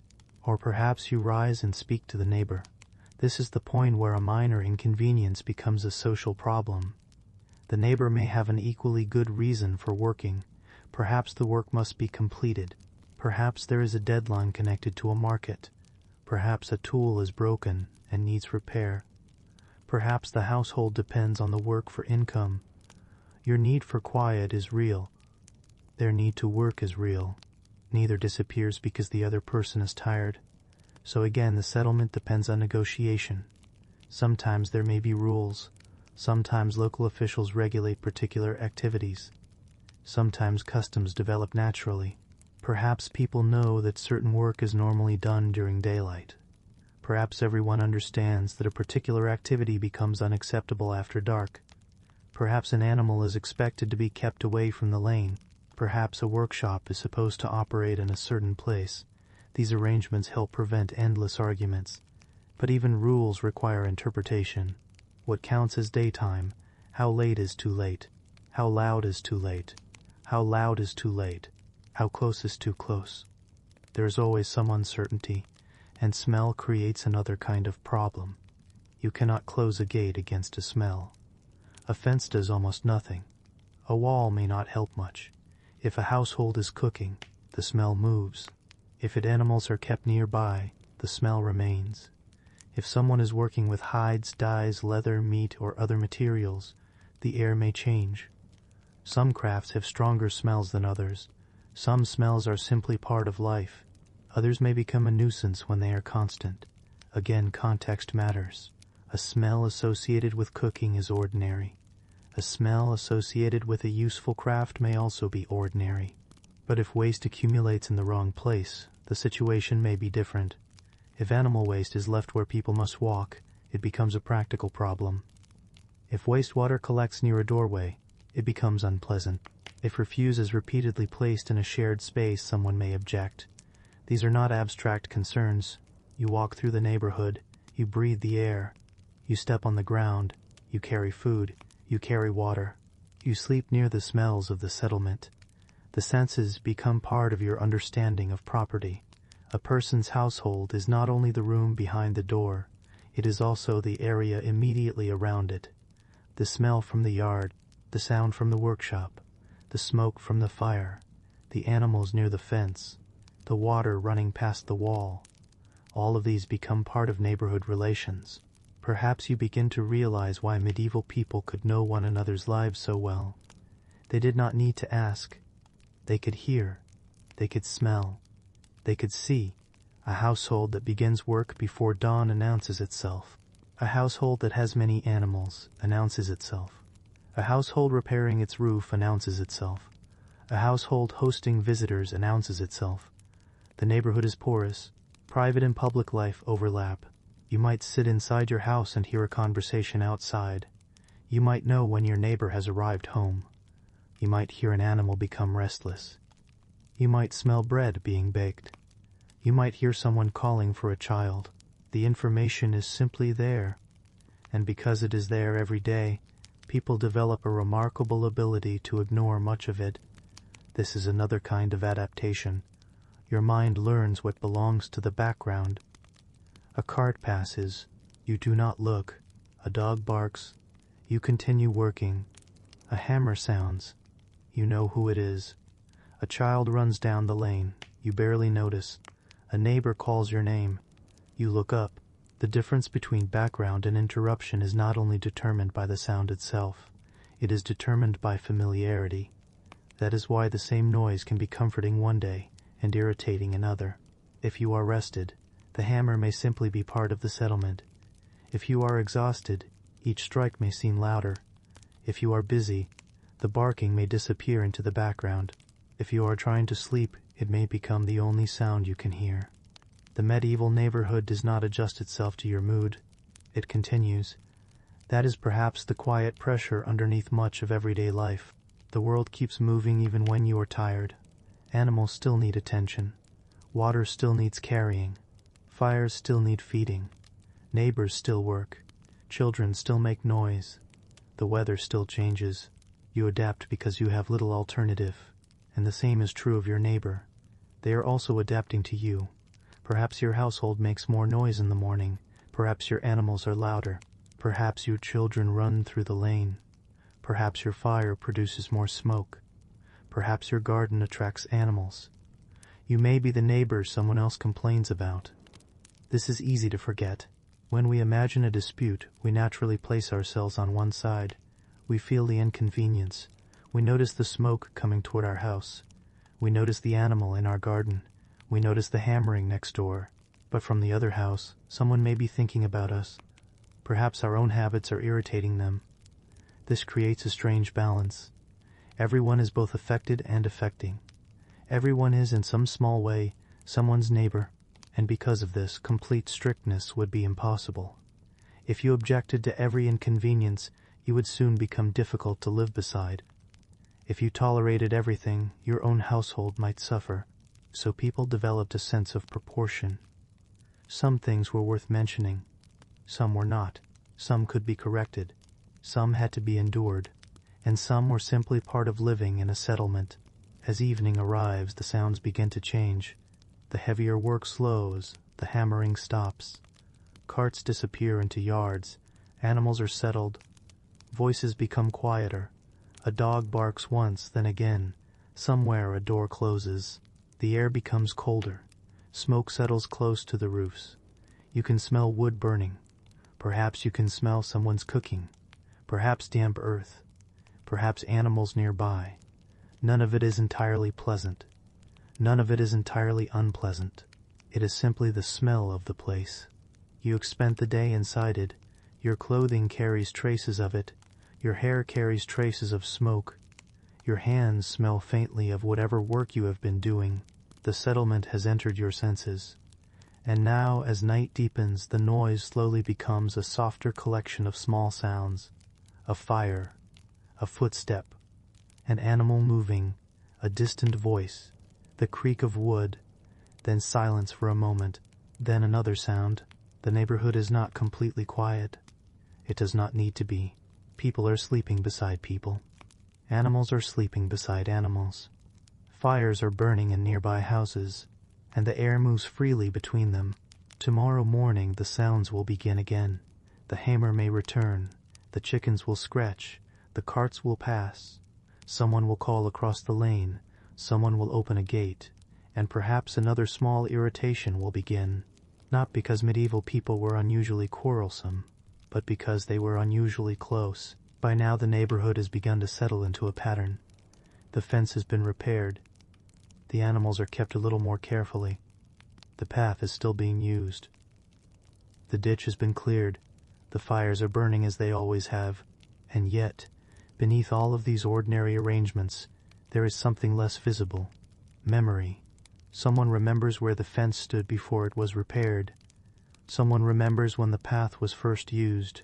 Someone remembers which household used to draw water from a particular place. Someone remembers that a ditch was cleared in a certain way before the houses changed hands. And sometimes, when two neighbors disagree, this memory becomes almost as important as the ground itself. Imagine that you are standing in the lane on a cool morning. There is a question about a boundary. Perhaps the fence has again been moved. Perhaps a path has been narrowed. Perhaps someone has placed a gate where there was not one before. The people involved have their own recollections. But there is another person nearby, an older neighbor, someone who has lived in the settlement for many years. Perhaps they have white hair. Perhaps their back is bent slightly from age. Perhaps they walk slowly, leaning on a simple stick. You might not think of them as an authority, but when the question concerns what happened many years ago, everyone turns toward them, because they remember. Not perfectly. No human memory is perfect, but they remember more than the younger people do. They remember when a house belonged to someone else. They remember when a garden was larger. They remember where a gate once stood. They remember which family repaired the ditch. They remember an old tree that was cut down years ago. They remember a path before the present generation began using it. Their memory is part of the neighborhood, and in a world where many ordinary arrangements may never have been written down, that memory can be valuable. You might think that history exists only in documents, but much of daily medieval life existed in people's minds. A household knew its obligations because someone had taught them. A person knew where to walk because they had been shown. A farmer knew when a particular piece of land could be used because the community followed an established pattern. A neighbor knew which wall belonged to whom because everyone had always treated it that way. The knowledge was passed from one generation to another. You learned by watching. You learned by listening. You learned by being corrected. And you learned by making mistakes. A child might walk somewhere they should not. Someone would call them back. A young person might leave a gate open.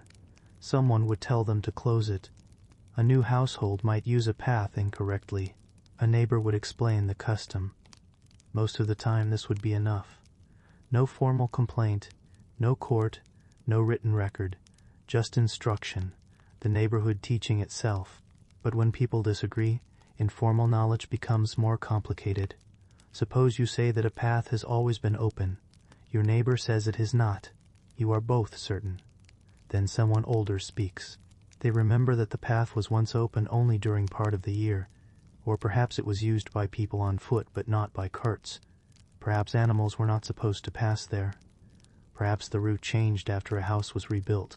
Suddenly, what seemed like a simple question becomes layered. The past was not always as simple as either side imagined, and this is one reason local disputes could take time. You are not merely deciding what should happen tomorrow. You might also be trying to understand what had happened before. The older person may describe a time when the settlement looked different. A house may have stood farther back. A wall may not yet have existed. A field may have reached closer to the village. A stream may have followed another course. A tree may have marked a corner. Perhaps the tree is gone now. Perhaps the ditch has been filled. Perhaps the old path is barely visible. But someone remembers. You listen. The story may take longer than expected. There may be pauses. The older neighbor searches for names. They remember a father, then a grandfather. They remember an event connected to a winter, a harvest, a storm, a marriage, a death. The memory of the boundary is attached to other memories. This is how people often remember places, not as measurements, as stories. The fence stood there when a particular person lived in the house. The path was used when a certain field was still cultivated. The ditch was repaired after a heavy rain. The gate was moved after an animal escaped. The landscape becomes connected to human events, and because people remember events differently, the evidence can remain uncertain. One person remembers the fence, another remembers the gate, someone else remembers the tree. Perhaps everyone is partly correct. Perhaps the boundary itself changed gradually. Perhaps what people call the old boundary is actually several different arrangements layered across time. You can imagine how frustrating this might be. You want a simple answer. Where does the land end? Where does the path begin? Who should repair the ditch? Who may pass? But the older neighbor is telling you that the answer is not a single line. It is a history, and history is rarely as straight as a fence. This dependence on memory also gave certain people a quiet kind of importance. An elderly resident might know things that younger residents did not. They might know who had permission to use a particular resource. They might remember an old agreement. They might know how a local custom had been practiced. They might remember which families were responsible for particular tasks. Such knowledge could be useful even when it was never formally written down. You can imagine people gathering around them, not in a grand assembly. Just several neighbors standing in the lane. Someone asks a question. The older person thinks. Perhaps they look toward the place being discussed. Their eyes move along the fence line. They recognize an old stone. They point toward it. There. That stone had once marked something. Perhaps not the exact boundary. Perhaps a corner.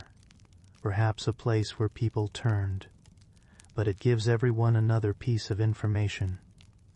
The discussion continues, slowly, quietly. No one is in a hurry. The work of the day waits nearby, but this question has to be settled, and sometimes the best solution is not to prove that one person is entirely correct. It is to agree on what will happen from now on. The old memory explains the past. The neighbors decide the future. This is another quiet feature of community life. People may not be able to reconstruct every detail of what happened decades earlier, but they can still establish a workable arrangement. A fence can be placed, a path can be kept open, a ditch can be shared, a gate can remain unlocked during certain hours, a household can agree to keep animals farther from the boundary. The past may remain uncertain, the present can still become practical, and once that new arrangement is repeated, it may itself become memory. Years pass. The people who made the agreement grow older. Children who watch the arrangement become adults. Eventually, someone asks about the same boundary again. A new, older neighbor remembers. They say that the fence has stood there for as long as they can recall. They may not remember the original disagreement.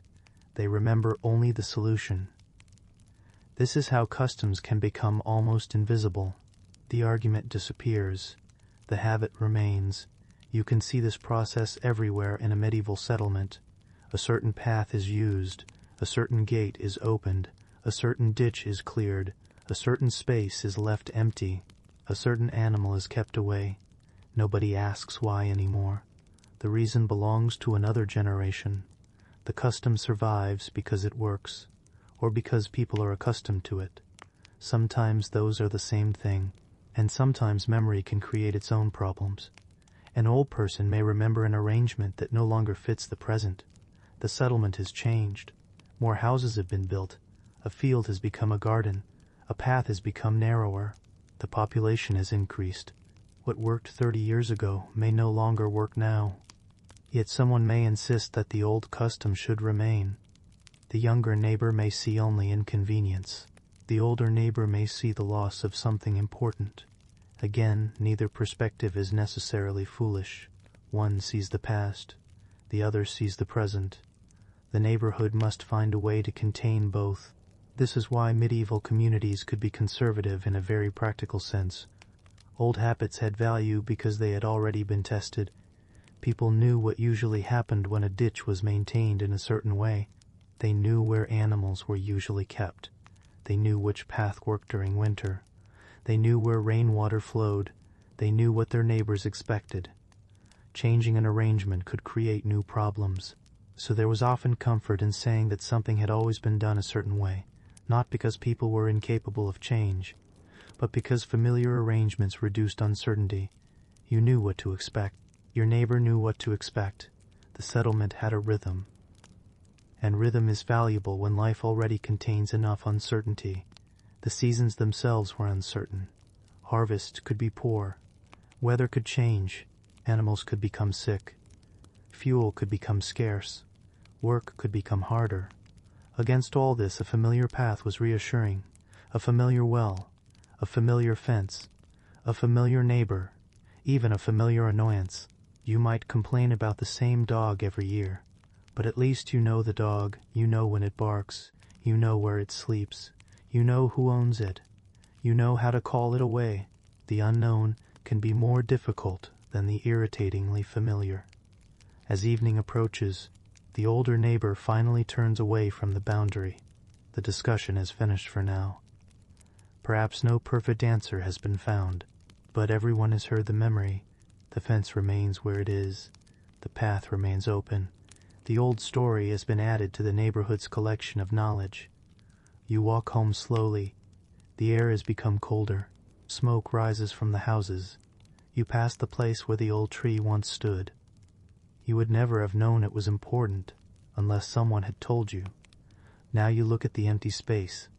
For a moment you imagine the tree, the branches, the shade, the people who once stood beneath it, the arguments that happened nearby, the repairs, the conversations, the ordinary days, all of them gone. Only the memory remains, and perhaps, years from now, someone else will stand here and ask where the boundary used to be. Someone will remember. There are some disputes that begin with a gate. Others begin with the gate being left open. You may not notice it immediately. The morning is busy. Someone is carrying water. Someone is preparing food. A child is being sent on an errand. A person is leading an animal toward a field. A door opens. A gate swings inward, and for a few moments no one is paying attention. Then the animal notices the opening. A goat is particularly interested. It lowers its head. It steps forward. One hoof, then another. The animal is outside. Perhaps no one sees it. You continue with your work. The goat walks along the lane. It pauses near a wall. It sniffs at something. Then it notices a garden. The garden is greener than the surrounding ground. There are leaves, young plants. Something worth eating. The goat walks closer. And now, without any intention of creating a dispute, it has become the center of one. Animals were part of medieval household life, in ways that made these incidents common possibilities. Depending on the household and region, people might keep cattle, sheep, goats, pigs, chickens, geese, horses, donkeys, or other animals. They were valuable. They provided food, materials, labor, manure, eggs, milk, wool, transport, or income. But animals did not understand property boundaries. A fence was not a legal concept to a goat. A garden belonged to whoever cultivated it. The goat only knew that the leaves were there. You may hear the sound first, a rustle, then another. You look toward the garden. The leaves are moving. The animal is inside. For a moment, you simply stare. Then you walk toward it. The goat looks at you. You look at the goat. There is no explanation to give. You take hold of it. It pulls slightly. You guide it back toward the lane. By the time you reach the gate, you are already thinking about whose animal it is. You probably know. In a small settlement, animals are often recognizable. You know the color of the goat. You know which household keeps it. You may even know its habits. You have seen it before. Perhaps it has escaped previously. Perhaps everyone already knows that this particular animal is difficult to contain. You return it. The owner may apologize, or perhaps they simply take the rope. Maybe they say they thought the gate was closed. Maybe they say the animal slipped its tether. Maybe they say it has never done this before, and perhaps you believe them. But you look back at your garden. Several leaves are missing. A few plants have been crushed. It is not a catastrophe, but the plants took time to grow. You planted them. You watered them. You watered them. You waited. The animal ate part of the work. That is enough to make the matter worth remembering. This is where small medieval disputes become connected to labor. A garden is not just a patch of green. It represents hours, digging, planting, watering, weeding, protecting. A person who damages the garden may not have intended to cause harm, but the work is still lost. And this is why fences matter so much. A fence is a physical statement.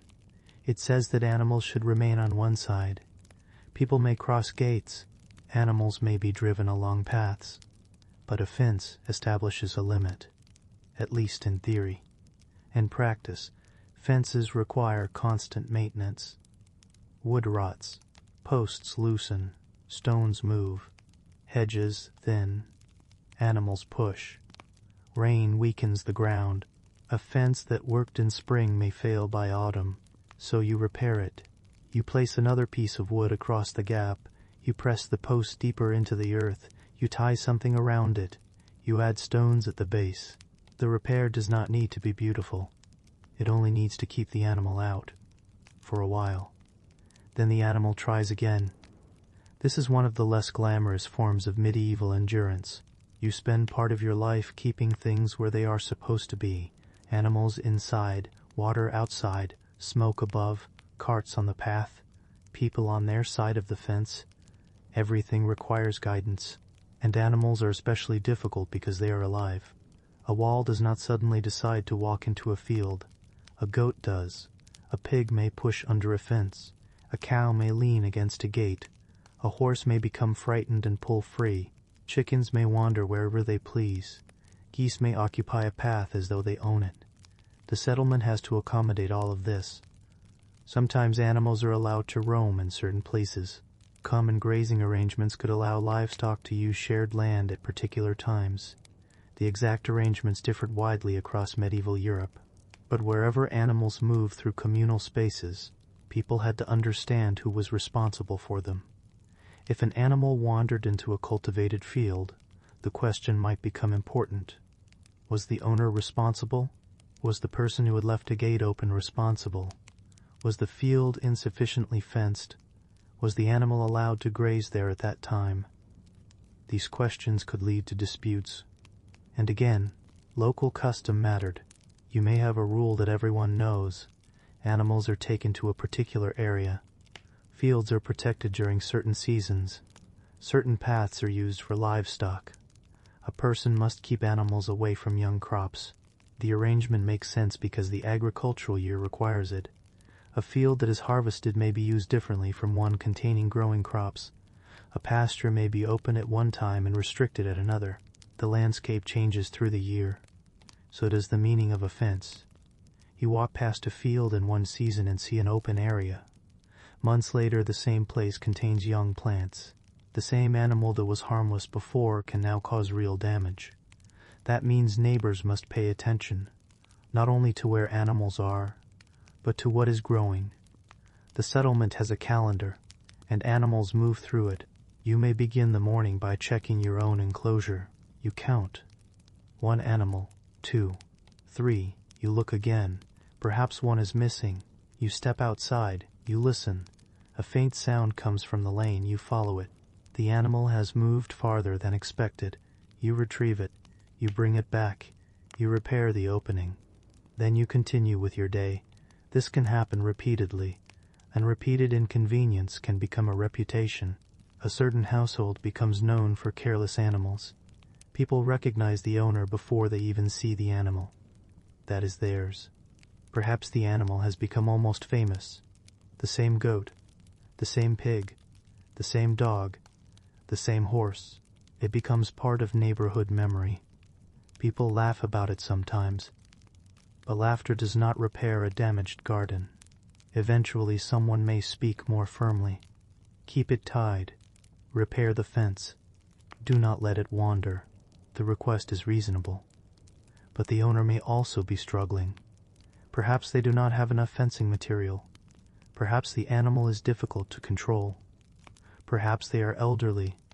Perhaps they are caring for several animals alone. The situation is not always a matter of laziness. Resources matter. A strong fence requires wood or stone. A proper enclosure takes labor.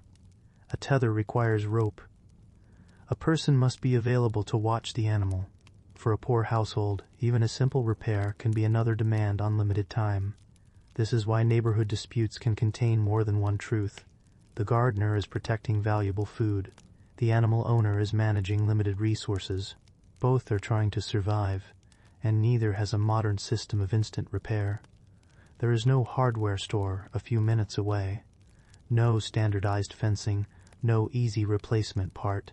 If a wooden post breaks, someone has to find another piece of wood. If a rope fails, someone has to repair or replace it. If a gate hinge loosens, someone has to work on it. The inconvenience spreads outward. A small break in a fence becomes a morning task. A morning task becomes lost working time. Lost working time becomes another small pressure. And so the ordinary world continues to demand attention. Perhaps you begin to see why medieval people could become so attentive to boundaries. A boundary was not merely a legal line, it was something that had to function. It had to stop an animal, guide water, separate crops, protect a garden, mark a yard, control movement. And because it was physical, it could fail. You might repair the same section many times. A person living in a medieval settlement would have seen this repeatedly. The landscape was never finished. It needed maintenance. That maintenance created obligations, and obligations created opportunities for disagreement. Who should repair the fence? The owner of the field? The person whose animals were escaping? Both? Neither? The answer might depend on local practice. Perhaps each household maintained its own side. Perhaps a shared boundary was maintained jointly. Perhaps one person had a particular obligation because of the way the land had been divided. The details could become surprisingly complicated, but the physical problem remains simple. There is a hole. The animal can get through. Close the hole. You take another piece of wood. You press it into place. You test it with your hand. It moves slightly. You add another support. Now it feels stronger. You step back. The fence is uneven. It is not elegant, but it may hold. For tonight that is enough. The animal is inside. The garden is outside. The boundary works again. As darkness arrives, you hear livestock settling. A cow shifts its weight. A horse breathes heavily. Chickens become quieter. Somewhere nearby, a goat makes a short sound. You know that sound. You turn your head. For a moment you wonder whether the gate has been left open again. You wait. Nothing happens. The sound fades. You return indoors. The fire is low. Your hands are tired. The day has been spent doing small things that cannot be postponed. And perhaps that is the quiet truth behind so many medieval neighbor disputes. People were not only arguing over abstract rights. They were protecting food, protecting animals, protecting time, protecting the work they had already done. The goat in a garden is not merely a goat. It represents the uncertainty of a household whose survival depends on small quantities of food growing successfully. The broken fence is not merely a broken fence. It represents another task, another repair, another morning, another thing that must be made to work, and tomorrow you will check it again, because the animal will still be there, the garden will still be growing, the fence will still be growing, the fence will still be standing. For now, the fence looks simple in the morning, a few rough posts, several pieces of timber, perhaps some woven branches, perhaps stones have been placed along the bottom where the ground is uneven. Nothing about it suggests that it could become the subject of a serious disagreement, and yet a fence can carry an unusual amount of meaning. It tells you where one space begins and another ends. It keeps animals out. It keeps animals out. It keeps animals in. It protects the garden. It gives a little privacy. It may support a hedge. It may mark a boundary that people have recognized for years, and sometimes it is the only visible evidence that a boundary exists at all. You approach the fence and notice something. One of the posts has moved, only slightly. The top leans toward your side. You place your hand against it. The wood is cold and rough. You push gently. It moves. You already know that someone will need to repair it, but then you look more carefully. The post is not simply leaning. It appears to have been moved. Perhaps it is now several inches farther into your yard. Not much, just enough for you to notice. You stand there quietly. The question comes almost immediately. Did your neighbor move it, or did the ground shift? Perhaps rain loosened the soil. Perhaps an animal pushed against it. Perhaps the wood was repaired badly. Perhaps someone simply placed it differently without realizing the difference. A few inches can become surprisingly important when the fence separates two pieces of land. The difficulty is that a medieval boundary is not always marked with precise modern measurements. There may be no surveyor standing nearby with an instrument, no perfectly straight line, no permanent concrete marker. Instead, the boundary may follow a ditch, a hedge, a wall, a tree, a stone, or a fence. Sometimes it may follow a natural feature, sometimes an old agreement, sometimes the memory of the people who live there. And because these markers can move, decay, or disappear, the boundary itself can become uncertain. You look at the fence again. The old post is leaning. The neighboring yard begins on the other side. You could leave it alone. Perhaps you decide that the difference is too small to matter. But then you remember the garden. That extra space could contain several plants. It could give you room to move a cart. It could affect where rainwater runs. It could change where animals are kept. A few inches today may become more later. So you mention it. Your neighbor comes over. The two of you stand beside the fence. There is no need to shout. The fence is right there. You can both see it. The disagreement is simply about where it ought to be. Your neighbor says the post has always stood there. You say it used to be farther over. Neither person is necessarily lying. Both may genuinely remember it differently. This is one of the strange effects of long familiarity. People can become completely certain about things they have never measured. You have seen the fence every day.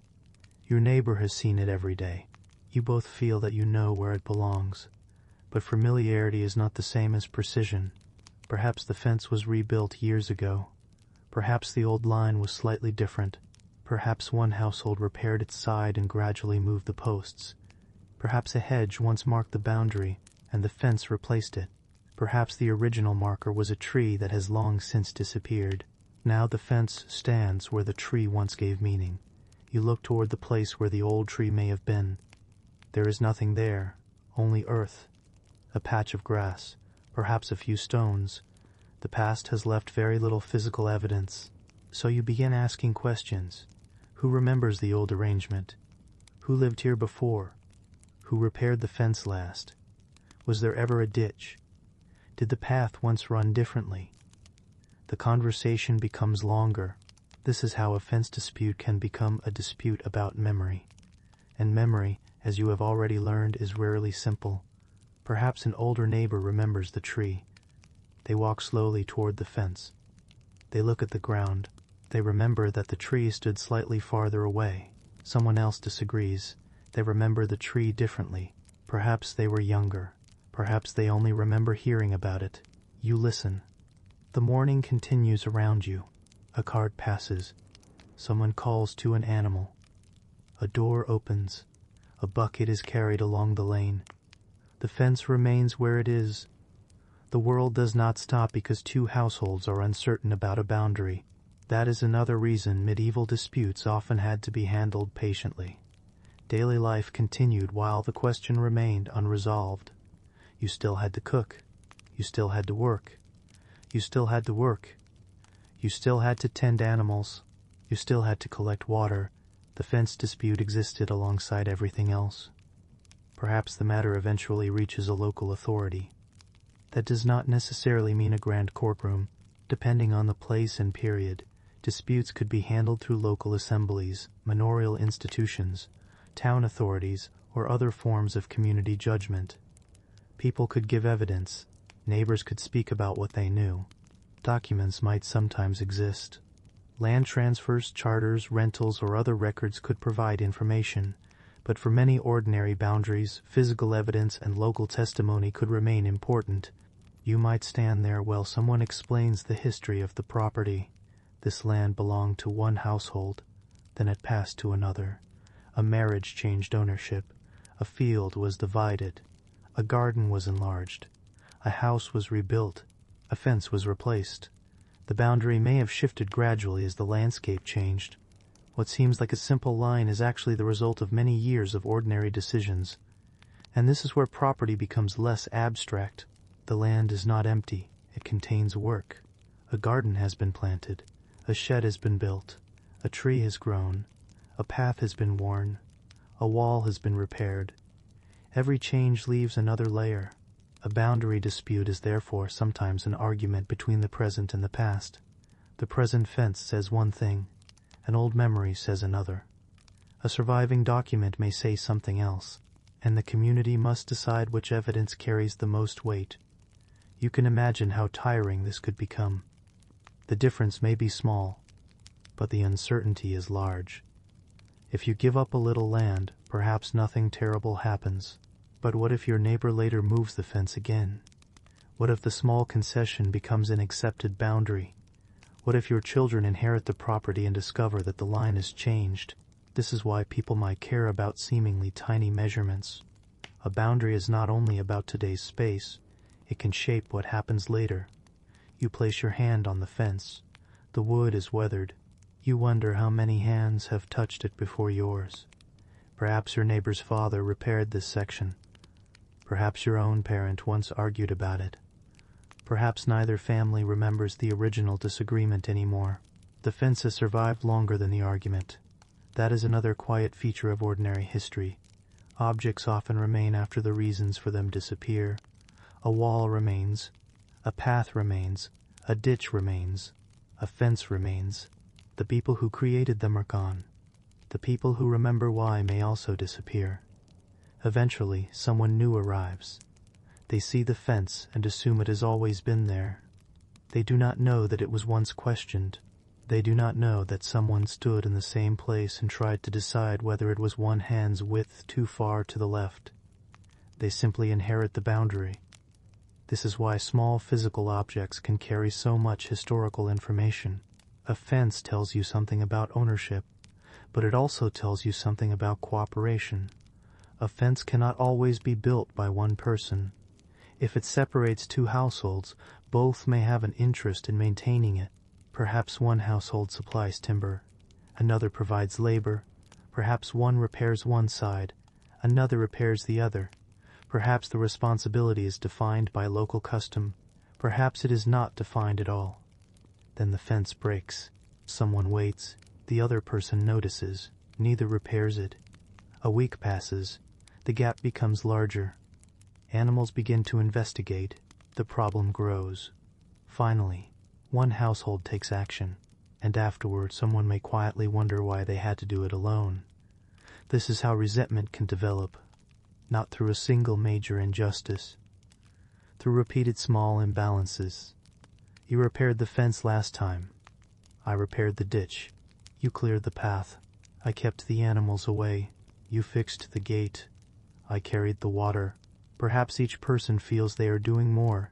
The other person may feel exactly the same. There is no perfect ledger for neighborly cooperation. Most of the time, people simply remember. They remember who helped. They remember who did not. They remember who borrowed a tool and returned it. They remember who left a gate open. They remember who left a gate open. They remember who repaired the fence after the storm. This informal memory can be more powerful than any written rule. It shapes trust, and trust matters because neighbors depend upon one another more than they might admit. If your roof leaks, someone nearby may have a ladder or tools. If an animal escapes, a neighbor may help catch it. If you become ill, someone may carry water. If a fire threatens, nearby households may need to respond.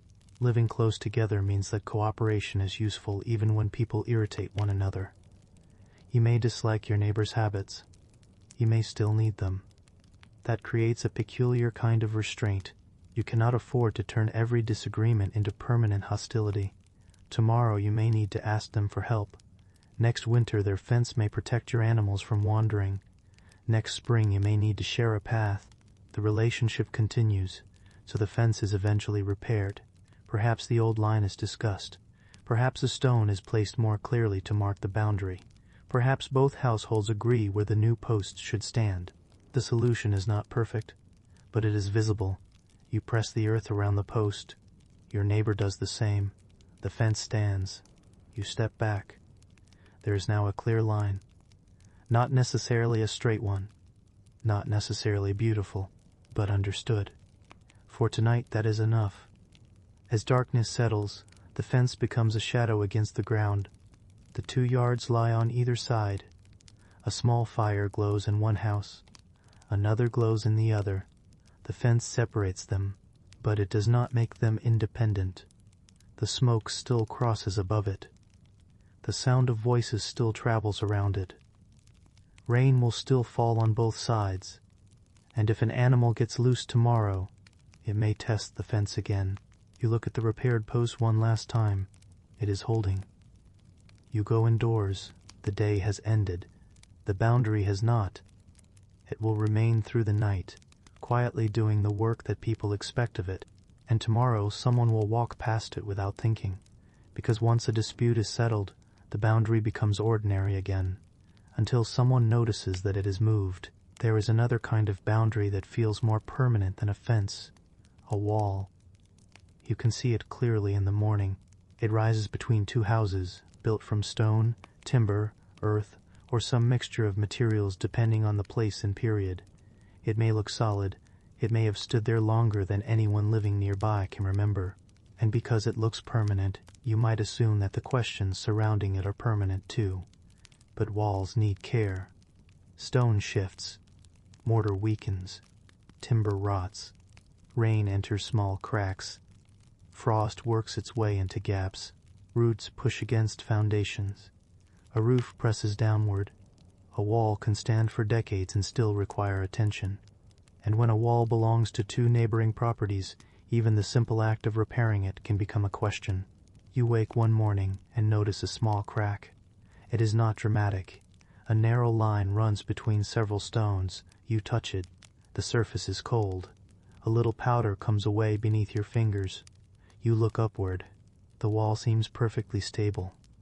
Perhaps there's nothing to worry about. But you remember the last winter. You remember the rain.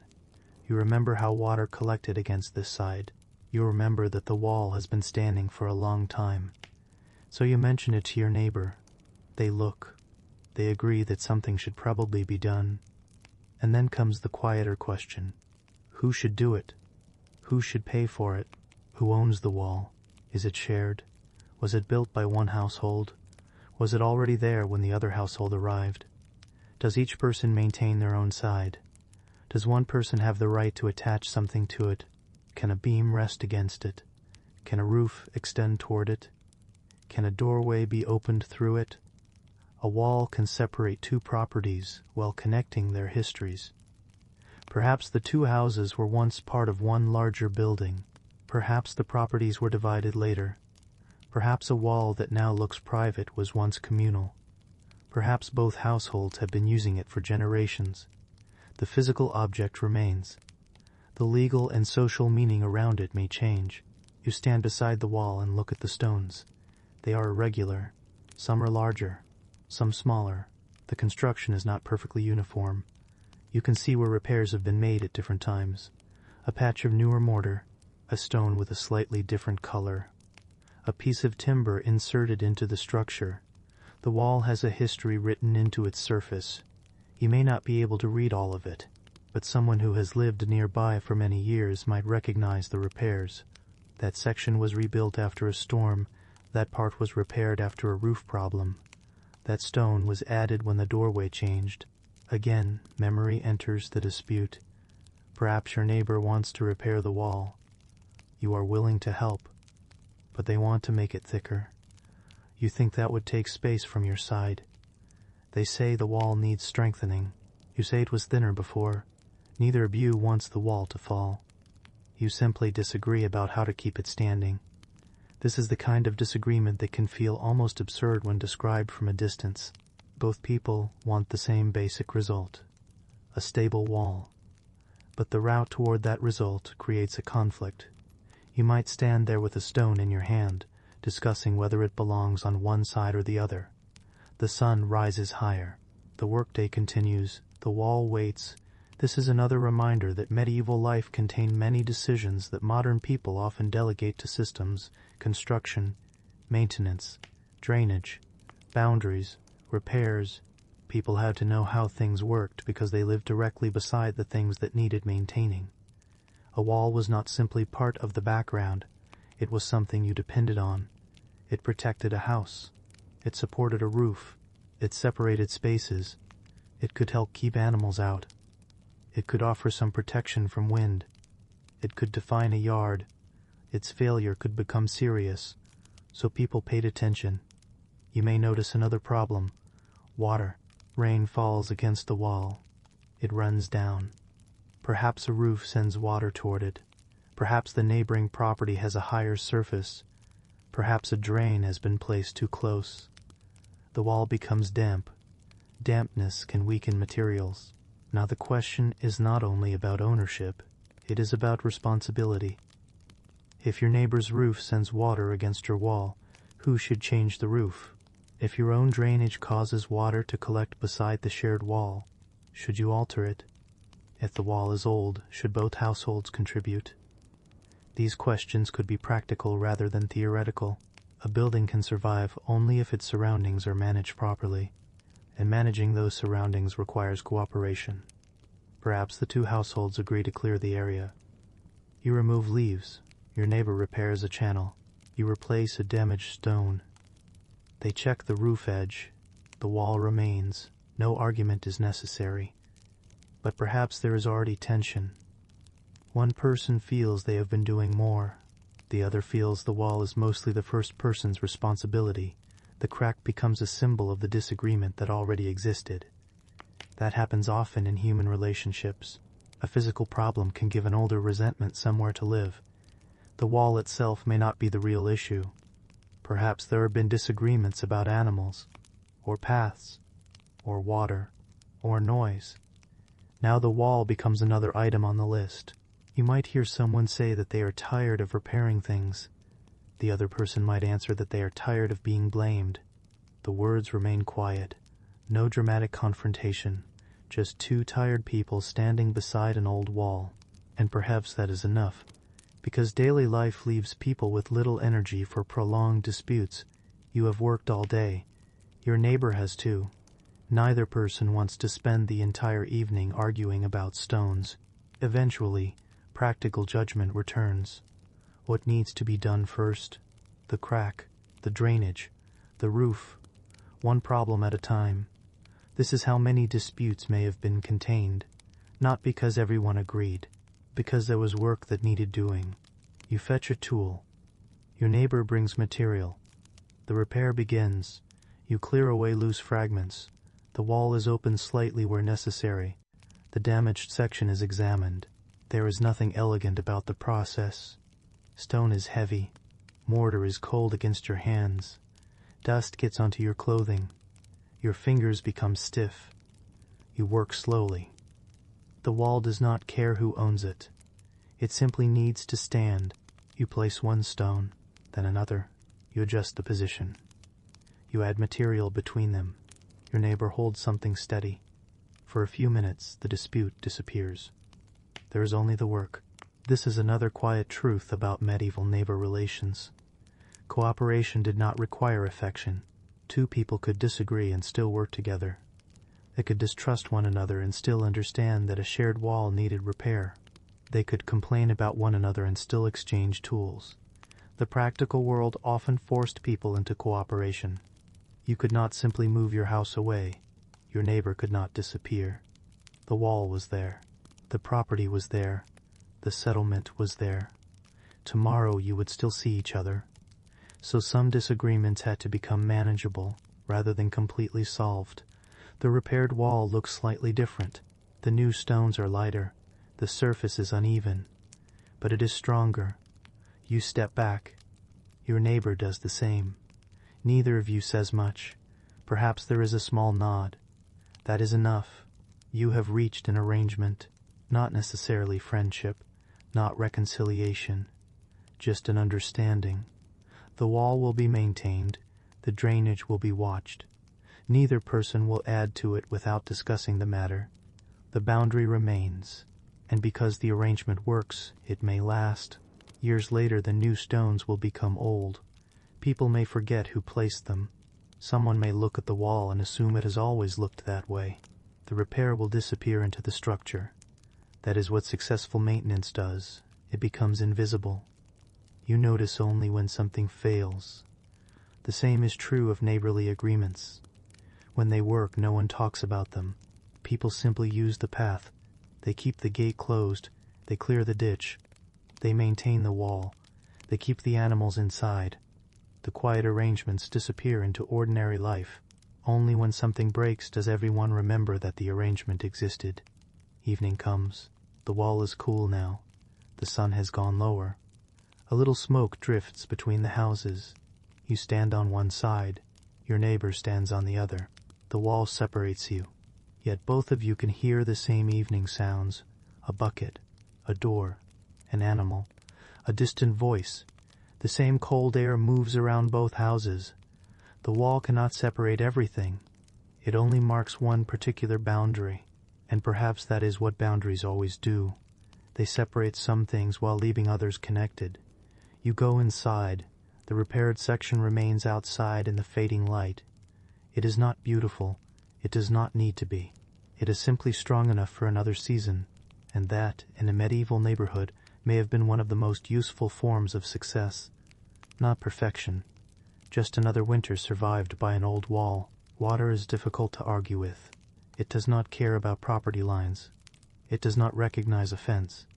It does not understand which household owns the garden. When rain falls, it finds the lowest place. It follows the ground. It gathers beside walls. It runs beneath gates. It collects in paths. And if the ground has been shaped by people, water follows the channels they have made. This means that a ditch can become one of the most important things in a medieval neighborhood. It may not look impressive. Perhaps it is only a shallow depression along the edge of a path. Perhaps it has been dug beside a field. Perhaps it runs between two houses. Perhaps you hardly notice it when it is dry. But when the rain arrives, you notice. You wake during the night. The roof has been dripping. The air is cold. Outside, rain is falling steadily. You listen. Water moves somewhere beyond the wall. A soft, continuous sound. You turn over and try to sleep. By morning, the path is wet. Mud clings to your shoes. The ditch is full. Water is moving through it. For now, everything is working. Then you notice that the flow has slowed. Leaves have collected near a narrow section. Small pieces of earth have fallen into the channel. A branch is lying across it. The water is beginning to gather. You know what this means. Someone will need to clear it. Perhaps you do it yourself. You take a simple tool. You kneel beside the ditch. The water is cold. You pull away the leaves. You remove the branch. You scrape loose mud from the bottom. Slowly the water begins moving again. It is a small task, but ditches require repeated attention. They fill with soil. Plants grow inside them. Animals step across them. Rain washes material into them. Rubbish may be thrown into them. Over time, a channel that once carried water easily can become shallow. And when that happens, water begins looking for another route. Often that route is someone's yard, perhaps yours. You notice a wet patch beside the wall. Then another. Water is collecting. You look toward the ditch. It is nearly full of mud. You know where the problem is. But knowing where the problem is does not necessarily answer the next question. Who should clear it? If the ditch serves your household, perhaps the answer is obvious. But what if it serves several properties? What if it runs along a shared boundary? What if water from your neighbor's roof enters it? What if the ditch continues into a field belonging to someone else? The water connects properties that the fence separates, and so drainage can create a strange kind of shared responsibility. Your neighbor may say that the ditch is on your side. You may say that the water comes from theirs. They may say that they cleared it last year. You may remember doing it the year before. Both statements may be true. The ditch has been maintained by whoever noticed the problem, until someone decides they have done enough. This is how resentment can accumulate. The work itself is unpleasant. You kneel in mud. Your hands become wet. You pull out decaying leaves. You lift stones. You scrape soil. The smell is earthy and damp. Cold water runs around your fingers. It is not the kind of task anyone dreams of doing, but it must be done, and if you clear it alone, you may remember that. Next time the ditch blocks, you may expect your neighbor to act. If they do not, the blockage becomes more than mud. It becomes evidence. You begin to feel that the arrangement is unfair. Your neighbor may feel differently. Perhaps they believe the ditch is mostly your responsibility. Perhaps they think they cleared the section near their own property. Perhaps they believe the water problem is caused by your roof. And now the discussion begins. Not loudly. There is no need. You point toward the ditch. They point toward the roof. You both explain. The water does not explain itself. It simply continues moving. This is one reason local knowledge mattered. People knew where water usually went. They knew which ditch filled first. They knew where the ground became soft. They knew which path turned into mud after rain. They knew where water had flooded in previous years. A person new to the settlement might not understand these patterns. An older resident could tell them, "Do not block that channel. Do not build there. Water collects in that corner. The path becomes difficult in winter. Keep the drain clear." These warnings were practical knowledge. The landscape taught people through repetition. Rain came. Water moved. People remembered. Then the next season came, and they adjusted. Perhaps a household raised the entrance to its yard. Perhaps a small channel was dug. Perhaps stones were placed along the path. Perhaps the ditch was widened. Perhaps the solution worked. For a while. Then the settlement changed. A new wall was built. A garden was enlarged. A path was redirected. Someone added an extension to a house. The water found a new route. Suddenly the old drainage system no longer worked exactly as before. This is another quiet source of conflict. One person's improvement can become another person's problem. You build a wall to protect your yard. Rainwater can no longer cross it, so it collects somewhere else. You pave a small area. Water runs faster. Your neighbor's yard becomes wetter. You dig a channel to protect your garden. The water reaches the path. You are not necessarily acting selfishly. You are protecting your property, but the landscape does not recognize your intention. Water simply follows the new slope. This can make neighbor disputes particularly difficult. With a fence, you can point to a post. With a wall, you can touch the stones.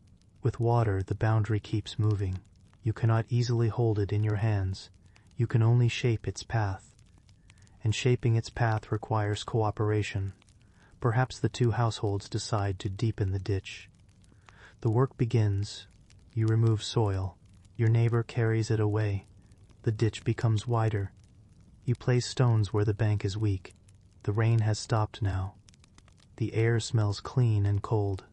You work quietly. No one speaks much. There is a strange satisfaction in watching the water begin to move more freely. It trickles, then flows. A small current forms. The channel is doing what it was meant to do. You stand and watch for a moment. The work has taken much of the afternoon, but the path is clearer. The wall is safer. The yards are drier. That is enough. Of course, not every drainage problem ends so easily. Sometimes the disagreement remains. Perhaps one household refuses to alter its roof. Perhaps another refuses to clear the ditch. Perhaps the local authority becomes involved. A rule may exist concerning water flow or public paths. In towns especially, drainage could be a matter of communal concern because one blocked channel could affect many households. The more closely people lived together, the more one person's water became another person's problem. You might be careful about your own household. You sweep the entrance. You clear the channel. You make sure rain can escape. But your neighbor's actions still matter. That is the unavoidable lesson. Close living creates shared consequences. You cannot control everything that reaches your doorstep. Rain arrives from above. Water travels from elsewhere. Smoke crosses the boundary. Noise enters through the wall. Animals wander. The medieval household is never completely sealed, and so people must constantly manage connections, sometimes with rules, sometimes with customs, sometimes with conversation, sometimes with irritation, sometimes with irritation. As evening comes, the ditch is dark, water still moves through it. You can hear it if you listen. A small, steady sound. The path beside it is beginning to dry. The mud remains. Your boots are dirty. Your hands are tired, but the water is moving away from the houses. You look back at the wall. It is still standing. The garden is dry.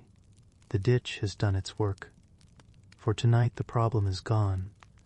Tomorrow, leaves may fall into it again. Someone may forget. An animal may step through. Rain may return. The work may need to be repeated. This is the rhythm of maintenance. Nothing is ever finally repaired. Things are repaired for now. A fence holds for now. A wall stands for now. A wall stands for now. A gate closes for now. A gate closes for now. The ordinary medieval world is full of these temporary victories. They are not dramatic. They do not appear in grand histories. But they are what make a settlement livable. And when they fail, neighbors notice. You close the door. The rain begins again. You lie down. Outside water moves quietly through the ditch. For a little while at least, it is going where it should. A path can belong to no one and still cause trouble for everyone. You see one when you leave your house in the morning. It may be no more than a strip of compacted earth between two buildings. Perhaps it runs beside a field. Perhaps it crosses a garden. Perhaps it leads toward a well. A mill, a church, a market, or another part of the settlement. It is not impressive. People simply walk there, again and again. Over time, their feet make the path clearer. Grass disappears. The earth becomes firm. When it rains, the edges become muddy. When it dries, dust rises beneath your shoes. You do not think about who owns the path. You simply use it. And that is where the difficulty begins. A path can become so familiar that people forget it was ever established for a particular reason. Perhaps your household has used it for generations. Your parents used it. Their parents used it. You have walked it since childhood. So when a neighbor places a fence across part of it, you stop. You stare at the fence. The path is still visible on the other side, but you cannot reach it. You look around. There is another route. It is longer.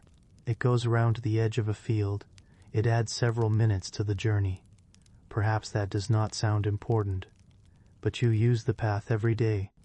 You carry water along it. You take animals through it. You bring goods to market. You return home along it in the evening. Several minutes each way become many hours over a season. A path is made from repetition, and the inconvenience of changing a repeated habit can be surprisingly large. You approach the neighbor. They explain that they have fenced their land. They are protecting crops. Perhaps animals have been entering. Perhaps people have been walking too close to the garden. Perhaps they believe the land belongs entirely to them. You say that the path has always been used. They say that people have been crossing without permission. Now the disagreement is no longer about the ground itself. It is about a rite of passage. And these questions could be important. A route that had been used for a long time might be recognized through local custom or other forms of established use. The exact legal arrangements varied greatly by place and period. But people understood that some paths were ordinary private routes, while others served a wider community. The distinction could matter. If everyone uses the path, closing it affects everyone. You might have to find another route. Your neighbor may have gained a little privacy. The community has lost convenience. Neither side experiences the change in exactly the same way. You stand beside the new fence. Several people have gathered. Not a crowd, just neighbors who happen to be passing. Someone asks what happened. Someone explains. Another person says they have used the path for years. A third remembers that carts once passed there. Someone else says carts were never supposed to use it. The familiar problem appears again. Memory. Everyone knows the path. But everyone remembers it slightly differently. Perhaps people walked there but did not drive animals. Perhaps carts were allowed only during harvest. Perhaps the route was used when the field was fallow. Perhaps the path once followed a different line. The ground itself may show traces. A worn section of earth, an old gap in a hedge, a line of stones, the remains of an earlier fence. You look carefully. The landscape is telling you something, but it is speaking quietly. You have to know how to read it. A path is not necessarily a straight line. People choose the easiest ground. They avoid mud. They avoid steep slopes. They move around trees. They follow the edge of buildings. Over time, the route shifts.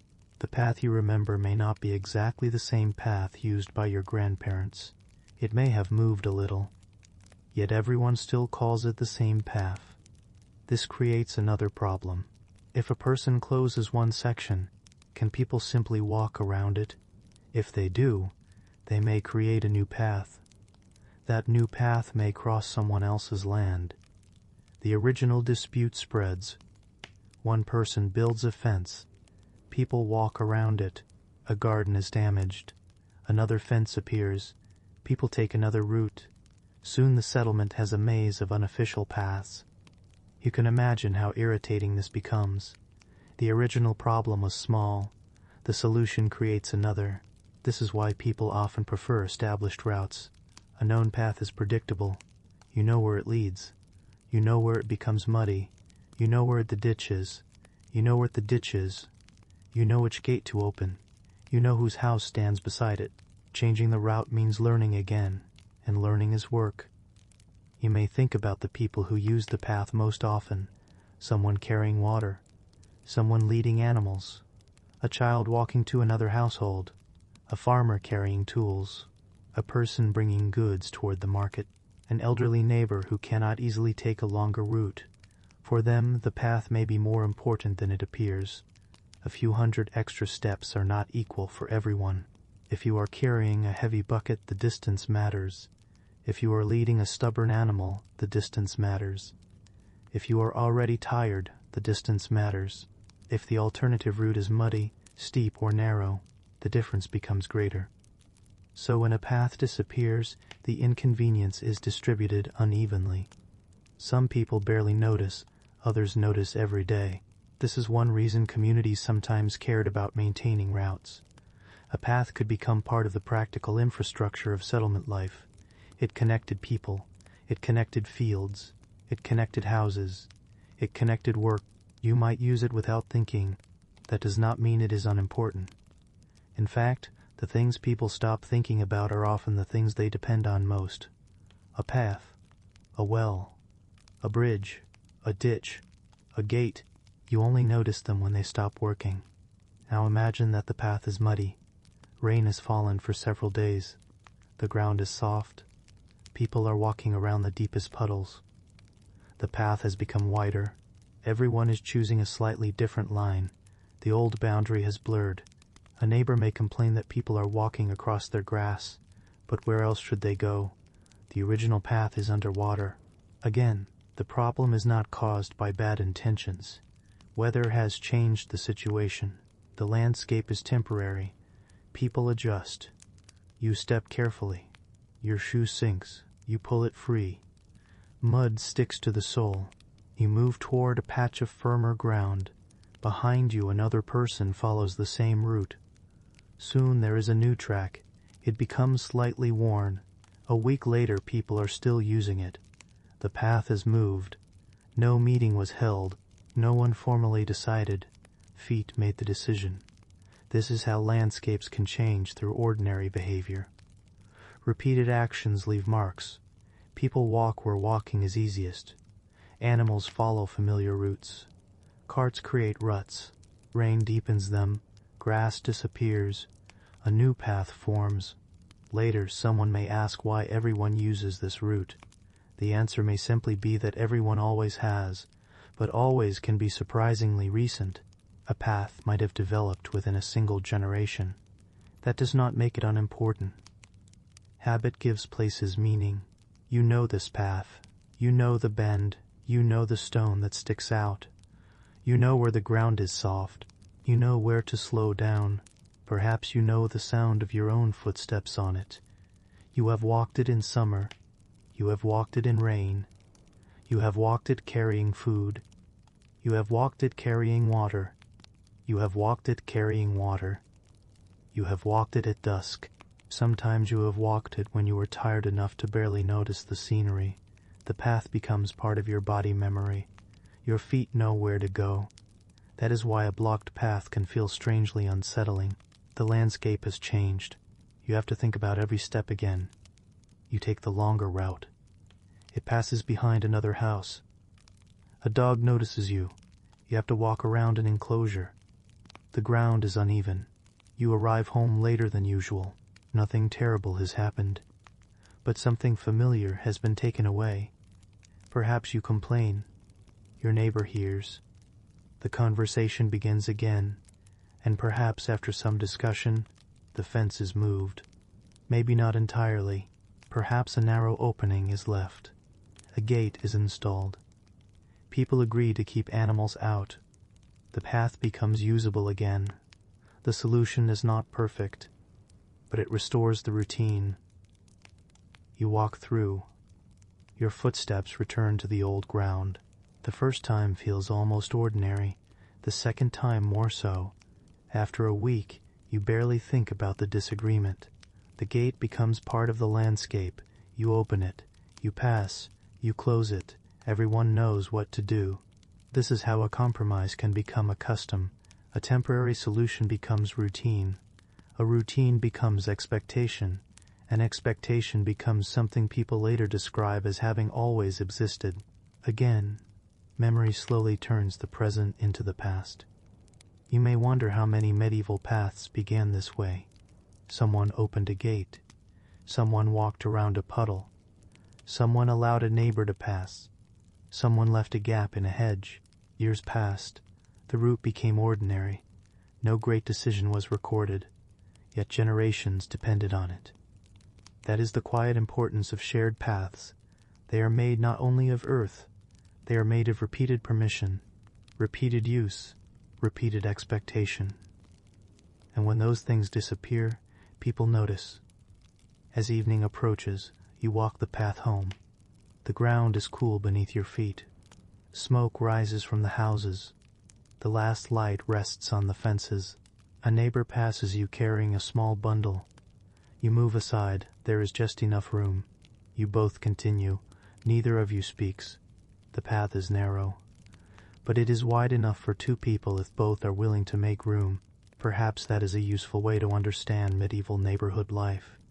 There was rarely enough space for everyone to have everything entirely to themselves, so people learned to make room, sometimes willingly, sometimes reluctantly, sometimes only after an argument. But the path remained. You reach your door. You turn once and look back. The narrow track disappears into the dimness between the houses. Tomorrow, you will walk it again. And so will everyone else. By now, the settlement is beginning to disappear into the evening. The paths are emptying. The gates have been closed. Animals are settling into their enclosures. The last work is being put away. A tool is leaned against a wall. A bucket is placed beside a doorway. A piece of wood is moved beneath an overhang so that it will remain dry. Someone checks a gate one final time. Someone looks at a roof. Someone glances toward the ditch. Small things, almost invisible things. And yet these are the things that have occupied the day. A fence has needed repair. A wall has needed attention. A path has needed to remain open. Water has needed somewhere to go. An animal has needed to stay where it belongs. A neighbor has needed to be spoken to. None of this sounds particularly important when placed beside the great events of medieval history. There are no kings here, no battles, no great processions, no famous speeches, no dramatic turning point. There is only a person standing beside a fence, wondering whether the post has moved. There is another person clearing mud from a ditch. There is an elderly neighbor remembering where an old tree once stood. There is a garden that has been protected from a wandering goat. There is a path that everyone needs and nobody quite owns. There is a wall that has survived another season. And this is where much of medieval life actually happened, not in the moments that later became famous, in the moments that had to be repeated. You wake, you work, you repair, you carry, you clean, you negotiate, you endure, then you sleep, and the next morning you begin again. Perhaps this is the most useful thing to remember when thinking about medieval neighbors. They were not living in a world of constant arguments. Most days were probably ordinary. The fence stood where it should, the path remained open, the animals stayed inside, the water flowed through the ditch, people exchanged greetings, someone borrowed something and returned it, someone helped with a repair, someone complained about a noise and then forgot about it. Most disagreements never became lasting conflicts. They were absorbed into the ordinary rhythm of the neighborhood. A sentence was spoken, a problem was corrected, a gate was moved, a ditch was cleared, a boundary was remembered, then life continued. The reason these small disputes are interesting is not because medieval people were unusually difficult. It is almost the opposite. They reveal how much cooperation was necessary simply to live close together. You could not isolate yourself completely. You depended on the people around you. Your neighbors' actions affected your water. Their animals could affect your garden. Their roof could affect your wall. Their path could affect your journey. Their fire could affect your air. Their work could affect your sleep. And your actions could do exactly the same to them. Everyone was connected by the physical environment. The modern imagination sometimes separates a household from its surroundings. A door closes. A wall becomes private.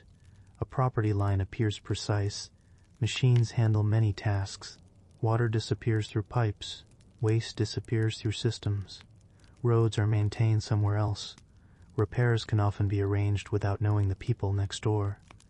But in the medieval neighborhood, many of these systems were visible. The ditch was beside you. The animal was beside you. The fence was beside you. The muddy path was beneath your feet. The wall was within reach. If something failed, you could see the failure, and often you had to do something about it yourself. This gave ordinary objects an importance that is easy to overlook. A gate was not decoration, it controlled movement. A fence was not merely a boundary, it protected work. A ditch was not simply a depression in the ground, it carried water away from homes and paths. A wall was not only part of a building, it separated households while sometimes supporting both. A path was not simply a line to the village, it connected people to the places where their lives happened. Every object had a job, and every job eventually required maintenance. You might spend an entire afternoon repairing something that took only a few minutes to break. You might clear a ditch after rain. You might replace a rotten post. You might move stones. You might strengthen a gate. You might gather branches for a fence. You might walk farther because a path had become muddy. You might repeat the same task the following year, perhaps even the following month.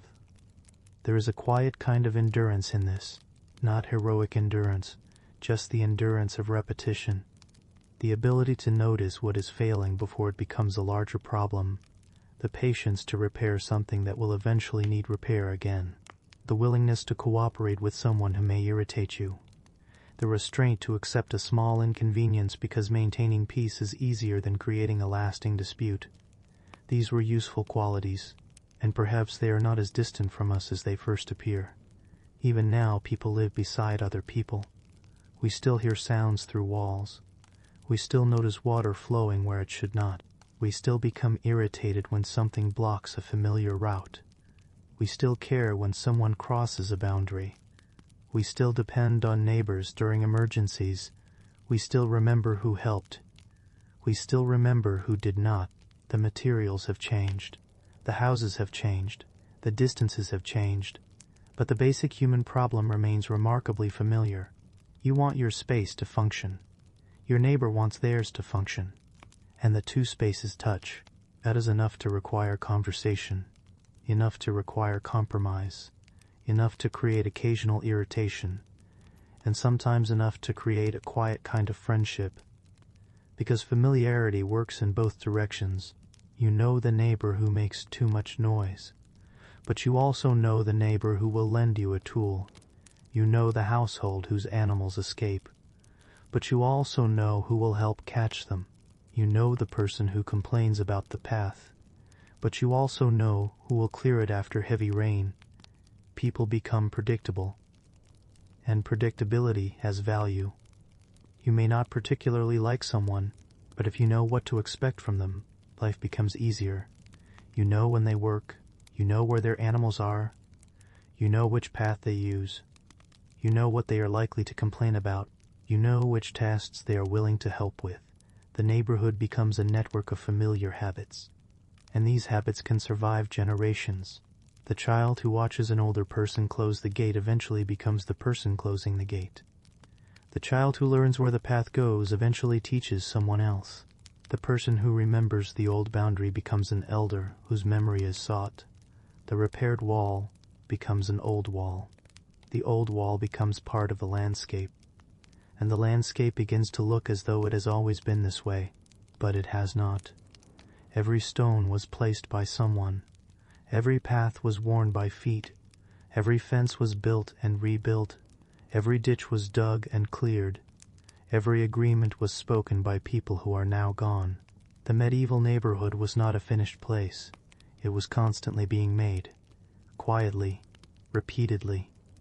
One ordinary task at a time. You might have lived there for 30 years and never seen the settlement completely unchanged. A tree would disappear. A wall would rise. A path would shift. A family would move. A garden would expand. An animal enclosure would be rebuilt. A roof would be repaired. A new person would arrive. Someone else would die. The settlement would absorb each change, slowly, almost without announcing it. And perhaps that is why the old disputes mattered. They were moments when people had to decide how the changing world would fit together. Where should the fence stand? Who should clear the ditch? Who may use the path? Who repairs the wall? Who keeps the animals away?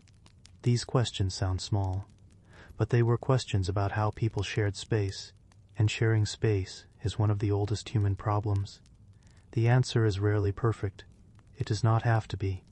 Sometimes the best outcome is simply that tomorrow morning, everyone knows what to do. The gate opens. The path is clear. The ditch carries water. The fence keeps the animals out. The wall remains standing. No one needs to discuss the matter again. That quiet absence of discussion may be the sign that the arrangement works. So now, as the settlement grows darker, imagine yourself standing once more in the narrow lane. The day has almost completely disappeared. There is a little light remaining above the rooftops. The air is cold. You can see faint traces of breath when someone passes. A fire burns behind a small opening in a stone wall. Another glows farther away. Smoke rises slowly. A dog moves once beneath a doorway. A goat shifts behind a fence. The ditch carries a thin stream of water. The path is empty. The old fence stands quietly. The repaired wall casts a dark line across the ground. Everything is still. Not perfectly still. There is always some movement. Wood settling. Water flowing. An animal breathing. A door closing. But the day's work is finished. For tonight. You have no reason to inspect the fence again. No reason to clear the ditch again. No reason to argue about the path. No reason to ask where the boundary lies. The settlement knows its shape, at least until morning, and you can let the questions rest. The fence can remain where it is. The wall can stand. The water can move. The animals can sleep. The neighbors can sleep. You can sleep. There is something gentle in remembering that ordinary life has always depended on these small acts of maintenance. History often preserves the names of rulers. It remembers wars. It records buildings. It marks dates. But beneath those things were countless people doing work that almost nobody wrote down. People repairing what had broken. People settling small disagreements. People deciding when to tolerate something and when to speak. People learning the habits of those who live nearby. People becoming familiar with the same paths, walls, animals, smells, sounds, and seasons. They were simply trying to make another day work, and then another, and another.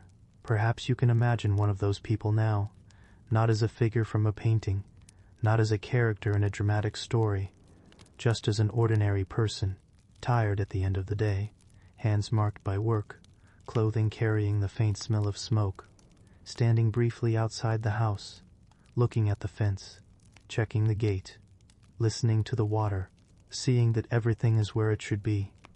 There is nothing remarkable happening, and that is precisely the point. For most people, most of the time, life was not remarkable. It was repetitive, physical, local, depended on weather and neighbors. It contained irritation and cooperation in almost equal measure. A person could spend years knowing the same few households, the same lane, the same field, the same wall, the same path, the same small disputes, and perhaps there was comfort in that familiarity, even when it became tiresome. Tomorrow the same world would be waiting. The same gate might stick. The same animal might test the fence. The same neighbor might complain. Someone would clear the ditch. Someone would carry water. Someone would walk the path. And slowly, without ceremony, another day would pass. You do not need to solve any of these old disputes now. There is nothing left to decide. The medieval neighborhood can remain outside in the darkness. The fences are quiet. The walls are cool. The paths are empty. The fires are low. The water continues moving. And somewhere, perhaps behind one of those old walls, someone has finally stopped worrying about where the boundary lies. They have closed the door. They have settled beside the warmth. They have listened to the familiar sounds of the settlement, and eventually they have stopped listening. So let the lane grow quieter. Let the footsteps fade. Let the smoke thin into the dark sky. Let the old stones remain where they were placed.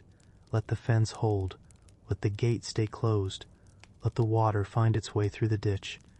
There is nothing more that needs to be repaired tonight, nothing more that needs to be argued, nothing more that needs to be remembered. The houses are resting now. The animals are resting. The paths are empty. And for a little while, the old neighborhood belongs only to the quiet. You can leave it there, not with a conclusion, not with a final answer, just with the sense of a place continuing without you, a place where morning will eventually return, where someone will open a gate, someone will carry a bucket, someone will quarry a bucket, someone will notice a loose fence post, and life will begin again, but not yet, for now the medieval street is dark. The walls are still. The fires are dim. The water moves softly beneath the night, and the neighbors, after a long day of working, watching, repairing, remembering, and occasionally disagreeing, have finally gone to sleep. Sleep well, and if you return another night to Sleepy Historian, there will always be another quiet corner of the past waiting for you.